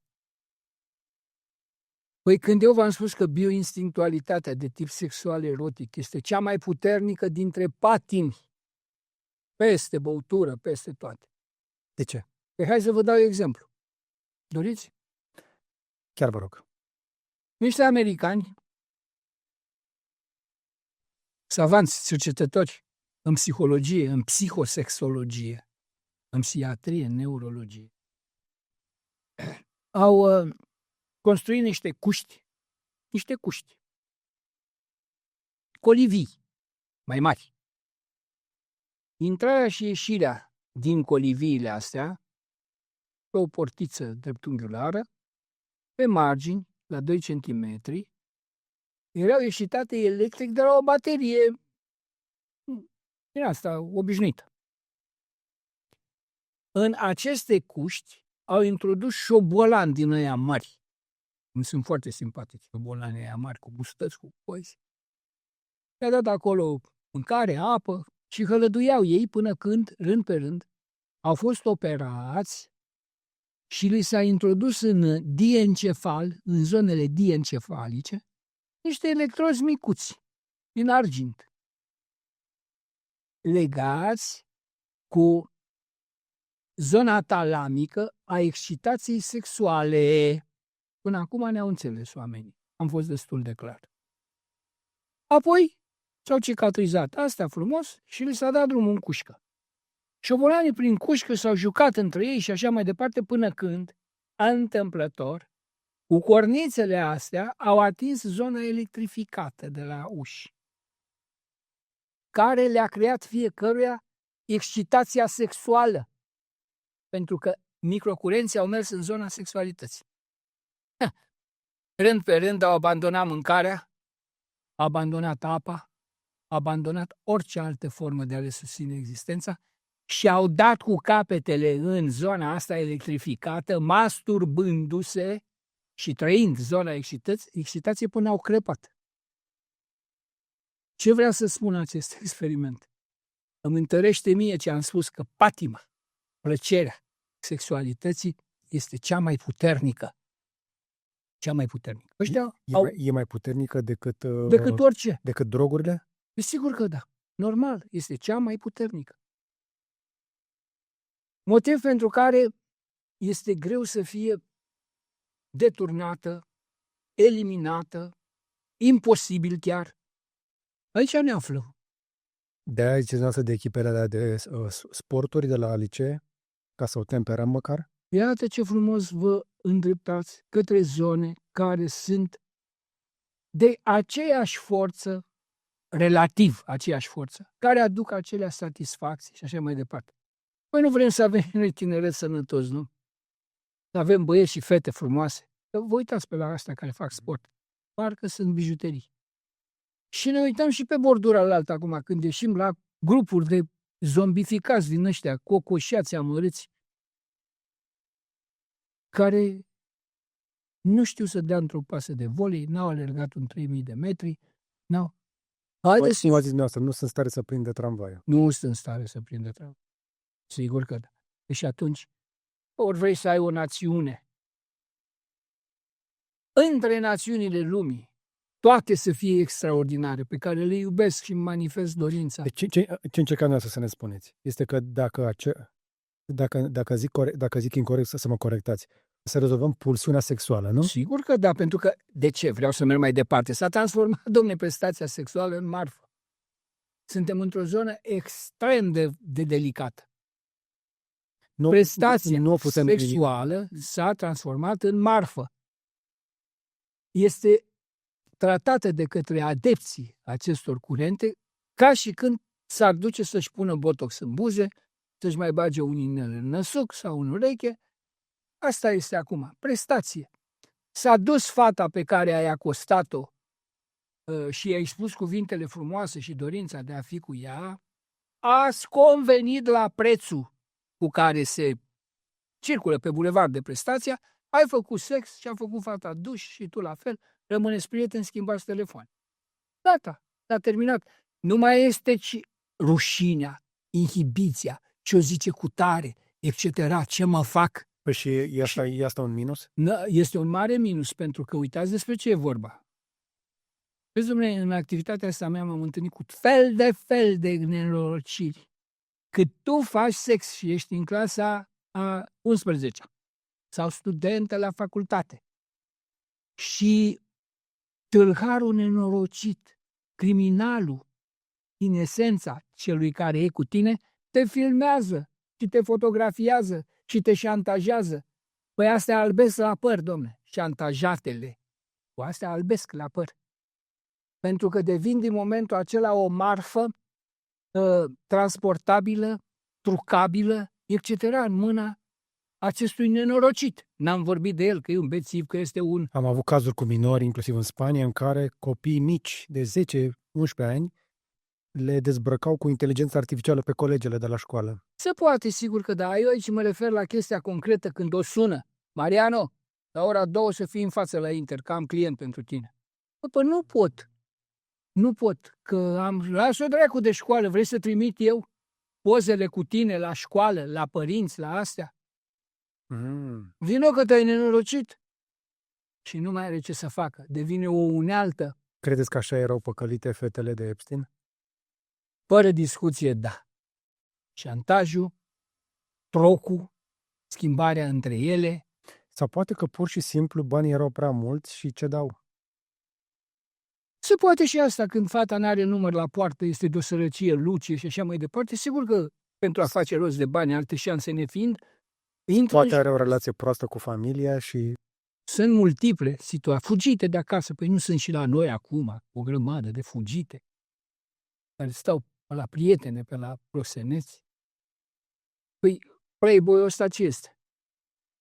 Cine? Proxenetul acesta de meserie, care face pornografie traficată. Loverboy-ul. Loverboy. Ce-i loverboy? Este cel care se căsătorește și îi prezintă fetei un orizont de plăcere și de satisfacție și de scăparea din sărăcie, până când o scoate pe frontieră, da? O scoate pe țările astea occidentale.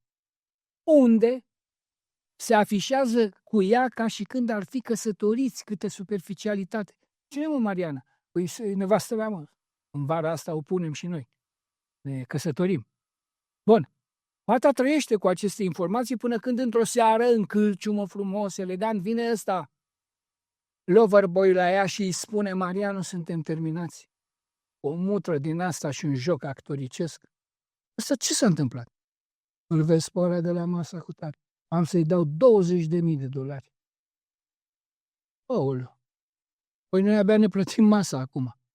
Așa e, dar m-a văzut cu tine, am trecut de 2 ori la toaletă, mi-a zis că dacă mergi odată cu el, mă salvează din jumătate din...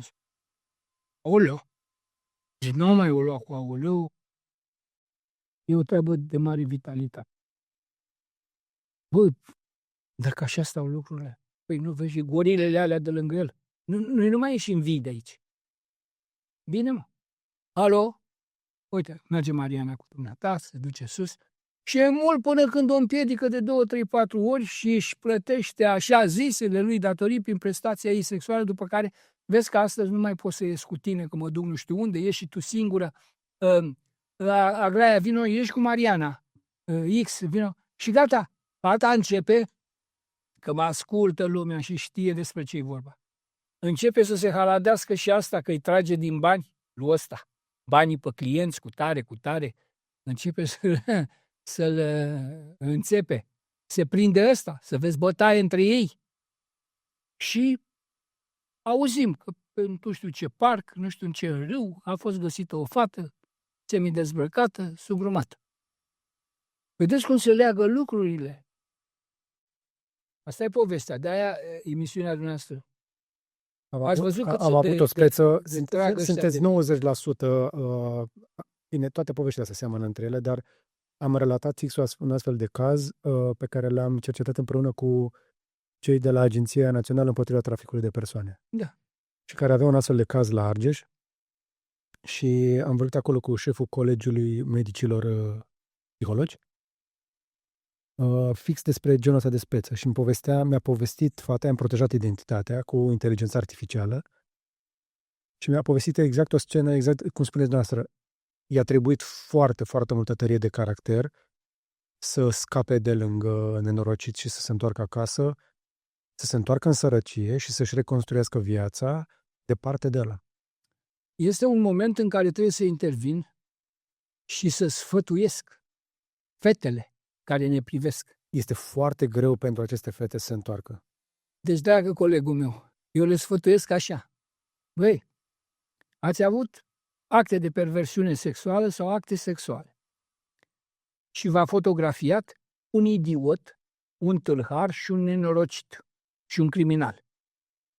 Astea sunt epitetele pe care le dau eu uneia care nu ești în stare, să agați o fată frumoasă. Sau, și atunci sau care doar recrutează. Hai să spunem că la vorboi recrutează. Recrutează, mă rog. Și acum ne întoarcem la fete. Ați căzut în capcana aceasta. Aveți, puterea de a rezista acestui șantaj. Ce, mă? Păi am poze cu tine și dacă ai... Am dărâmat crucea de pe Caraiman, Dar în afară de poze, ce metode de șantaj mai folosesc? Eu mai auzi și altele. E posibil, nu știu, eu vă... Le iau actele, le iau actele, le tund tare după ce ele nu se mai încadrează sau vor să-și recapete libertatea sau prins de le drogheze, ca să fie dependent. Da, și le tund în general, ca să nu mai poate. Dar ăștia foarte bogați. Dar în cazul Epstein, totuși, mă întorc acolo, era la scară mare cu oameni foarte cunoscuți și foarte puternici. Oameni care au fost președinți, ambasadori. Păi una e aparența și alta e esența. Deci aparența e una, esența este alta. Din punctul nostru de vedere, esența este comportamentul pătimaș, psihopatic al acestor nereușiți. Nereușiți, băi, ăștia care au bani cu tare și cu tare, nu mă mai lăsați intimidați de ei, că sunt niște nereușiți. În viața asta și în construcția lor sunt nereușiți. Nereușiți pe plan uman, pentru că s-ar putea ca pe plan științific sau tehnic. Pe plan uman, sigur că da, sunt nereușiți pe plan Cum uman. facem noi ca societate totuși să avansăm din punct de vedere al civilizației noastre, când unul dintre cei mai străluciți oameni din punct de vedere tehnic, științific, da, că avem exemplele în fața ochilor, sunt excepționali. Da. Pe tehnic și la nivel uman sunt atât de nenorociți. Păi, acum depinde cum ne raportăm la ei, că de-aia am spus că toată informația trebuiește să nu fie respinsă, trebuiește asimilată, trebuiește gândită, trebuie mintea din cap să ne lucreze. Păi ce vreau eu de la ăsta care are știință multă în cap? Să mute pământul în altă parte, să facă ce face. Unii dintre ei asta vor.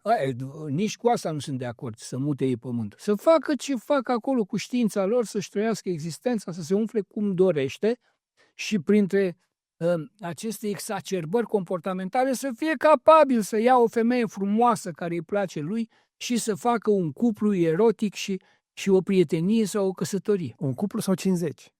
Cum or putea ei să se înțeleagă? Dar să nu vii. Unii dintre ei lasă în urmă o dâră de copii. Asta este. Dar să nu vii la mine cu chestiuni de genul acesta al superiorității lor, că au bani. Că pentru mine e Epstein, 0 lei și 0 bani. Și pentru dumneata la fel. Avem satisfăcut necesarul. Dar cum rezolvăm noi asta ca societate, ca oameni? Pentru că nu le caut scuză, în niciun caz, da? Adică genul ăsta de lucruri care s-au întâmplat pe insulele alea, la petrecerile alea, cu femei tinere, adus acolo cu sau fără acordul lor, că nici asta nu este foarte clar, sunt o fel de mărturii, totuși sunt niște fapte foarte grave, mai ales când vorbim de femei sub vârsta de 18 ani și din păcate nu am văzut nicio arestare.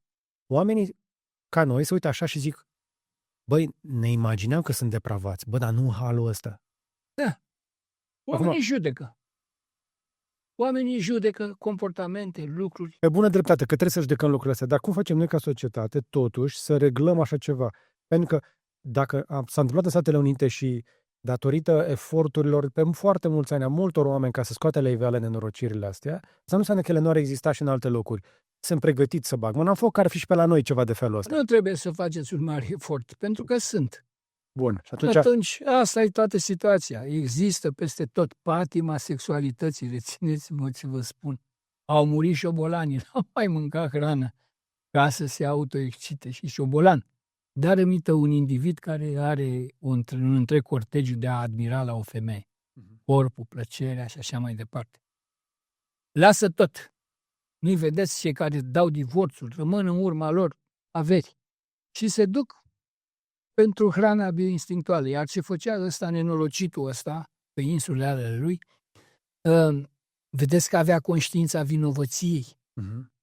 În sensul că e izolată zona, securizată zona, atrași numai bărbați din înalte structuri financiare, niște impotenți, incapabili să li se satisfacă instinctul sexual prin propriile lor dovezi de personalitate. Și îmi spuneați de minore. Păi, dom'le, în zona bioinstinctualității joacă un rol foarte important curiozitatea și noutatea excitației. Noutatea excitației. O parteneră de 35 de ani e una și o micuță din asta de 14 ani, 15 ani e alta. Și proxeneții, când distribuie fetele astea, au formula lor: am ceva pentru dumneata, am adus marfă nouă. Vedeți la ce nivel sunt coborâte bietele fete? Ce? Are 15 ani. Bună, ia de aici 300. Și în felul acesta se perpetuează. Dar văd o strădanie, am înțeles că s-ar fi depus în Parlament și ar sta acolo și vegetează o lege a eliberării prostituției, a dezincriminării prostituției. O vedeți ca o soluție? Este una dintre soluții. Una dintre soluții. Omul este de plin liber să-și aleagă ce face. Cum spunea și dumneavoastră. Vrei să fii pornografist, pedofilist, etc., fă-o la tine acasă. Nu face... N-am zis niciodată că poți să fii pedofil la tine acasă. Bun. Poți să faci asta într-un zonă, fără să faci prozeliți. Asta e povestea. Se discută marșul LGBT. De acord. Păi tu când vezi în marșul proselitismului copii de 7, 8, 10 ani lângă părinții lor. Nu e marșul proselitismului. Am fost la primele marșuri de felul ăsta. Am fost unul dintre primii jurnaliști care am mers în comunitatea asta și am încercat să-i înțeleg. Ei, pe de-o parte, se văd și ei asupriți. Pentru că societatea chiar... Păi societatea nu îi lasă să facă, domne, prozeliți, adică să nu ofere... Nu e vorba de prozelitism. Ei încearcă să atragă atenția societății asupra problemelor, asupra răului care li se face. Bine, și atunci de ce pleacă cu copiii lor de mână, pe bulevardele astea pe aici? Probabil pentru că... Am văzut și cu copil în cărucior. Pentru că vor să arate că și ei vor să-și construiască o familie chiar dacă sunt homosexuali. Păi bine, și noi, societatea normală, zicem că nu. Aici apare tensiunea. Pleacă de aici cu copiii, mă, nebune. Aici apare tensiunea. O parte din societate mare nu vrea să îi lase pe acești oameni să-și creeze familii. Ei vor să normalizeze existența lor și să o integreze într-o familie ca să se poată împlini ca oameni. Coleg, sunt relatate toate aceste încercări. Nu la noi în țară. Încearcă mulți au schimbare de sex, au schimbare și intervenție de ADN. Și dar toate sunt eșecuri. Ăia se spânzură. Mulți s-au simțit. Cele mai multe sunt eșecuri, într-adevăr. Dar homosexualitatea este o realitate și nu se va termina. Nu sunt homosexualitatea și schimbarea de sex sunt lucruri diferite. Da. Să fie liber, să facă ce doresc ei. Chiar există o tensiune între LGBT și homosexuali. Foarte mulți homosexuali, declarați sau nu vor să aibă de-a face cu comunitatea LGBT. Domnul coleg, să facă fiecare ce dorește. Să se schibe în toate felurile. Dar să nu facă prozeliți. Prozeliți înseamnă ăia care învață de la părinții lor. Da? Când se spoiește aia cu tare, îi dă și copilului peste nas cu niște culori, cu niște astea. Da. Îi dă și lui un balonaș. Și îl pune am văzut cazuri de genul ăsta absolut halucinante în care unii părinți spuneau că copilul lor este gender fluid. Ăla nici măcar nu știe să vorbească încă și tu îmi spui mie că nu știe ce sex are. Vedeți. Da, normal. Sexul lui încă nu este complet cristalizat, că de-aia până la pubertate mai vedem. De-aia am spus că trebuie introdusă legea sănătății. Că el în școală și în educație învață ce se întâmplă toate lucrurile acestea predate de oameni calificați și la vremea când are capacitatea de înțelegere. Dar educația sanitară sau sexuală, cum vrei să-i spunem, nu va schimba atracția unui băiat față de un alt băiat sau unei fete față de... Așa este, dar hai să nu-i spunem sexuală, pentru că își adună forța convingerii pe sexualitate și mă lasă pe mine să permit minorului de 5 ani să se obișnuiască cu mângâierea organelor sexuale.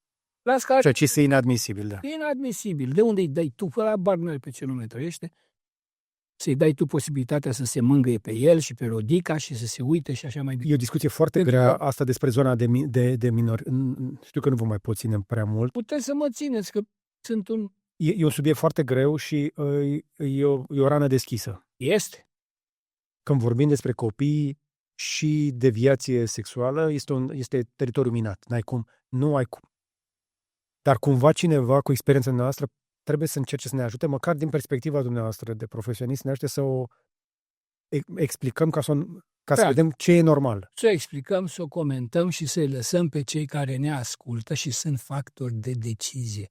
Vedeți dumneavoastră, între dumneavoastră, televiziune, și mie, ca unul care am trudit printre astea, și cei care sunt de decizie, e o diferență uriașă. Nu, ați fi surprins, e un ecran atât. Bravo! Ecran. Ați fi surprins, sunt foarte mulți care se uită. Pentru că noi nu putem, nu avem forța financiară, că aș face stabilimentul de campus pentru modificarea comportamentelor agresive dacă aș fi primarul unei localități și aș convinge forma politică de unde vin să dezafectăm o unitate militară, să introducem mâna de lucru, să facă acolo o tabără, un stabiliment lux și să-mi aduc copiii ăștia agresivi. Că sunt de acolo. Sunt foarte multe familii care nu știu ce să facă cu copiii ăștia. Se întâmplă, vă spuneam, în Occident. Există români care s-au specializat în a trata astfel de cazuri cu sprijinul guvernului de acolo. Germania finanțează așa ceva. Bravo, mă bucur să aud asemenea. Dar nu are doar Germania problema asta și poate că dacă îi capturăm cumva, le capturăm, poate e mult spus, poate să-i identificăm și să îi ajutăm să le rezolvăm problema în adolescență, poate nu se transformă în miliardarii de mai târziu care fac nenorociri. Pentru că diferența între ăla care ajunge acolo sunt și alții care se uită și zic că și-ar fi dorit și n-au avut banii, dar când ai foarte multă putere, ești destul de greu de oprit. Să îndemnăm tinerii și tinerele noastre să se iubească, să facă dragoste, să trăiască plăcerea pentru care Dumnezeu i-a dat pe acest pământ. E cumva, cum mi-a spus șeful de la Salvamă Maramureș, când l-am întrebat dacă să vină oamenii pe munte, și a zis, da, să vină oamenii pe munte, doar măcar să-și ia măsuri de prevedere. Nu? De acord. Mi se pare foarte, foarte folositor. De ce spun chestia asta? Văd problema asta tot mai acut. În comunitatea noastră știu un caz, l-am aflat și mi-a schimbat cumva așa perspectiva. Este o familie care este foarte pasionată și îngrijește animale. Deci, ce frumos. După care am văzut că chestia s-a transformat într-o treabă aproape bolnăvicioasă și a transformat toată casa într-un azil de animale, inclusiv în casă. După care am aflat că copilul lor are probleme cu substanțele și în loc să se ocupe de problemele de familie, se ocupă de animale. Nu cred că suntem cu toții capabili, echipați să ne rezolvăm problemele copiilor noștri și copiii ăștia trebuie ajutați. Da. Și poate că ar trebui să ascultăm mai mult profesioniști și poate și facem ceva. Nu știu dacă e cea mai bună idee acel campus, dar cred că merită încercată și vedem cum iese. Merită. Bine, domn profesor Tudorel Butoi Severin. Îmi place foarte mult cum v-ați adăugat. Și eu transmit salutări severinenilor mei. Da, acolo lângă Dunăre.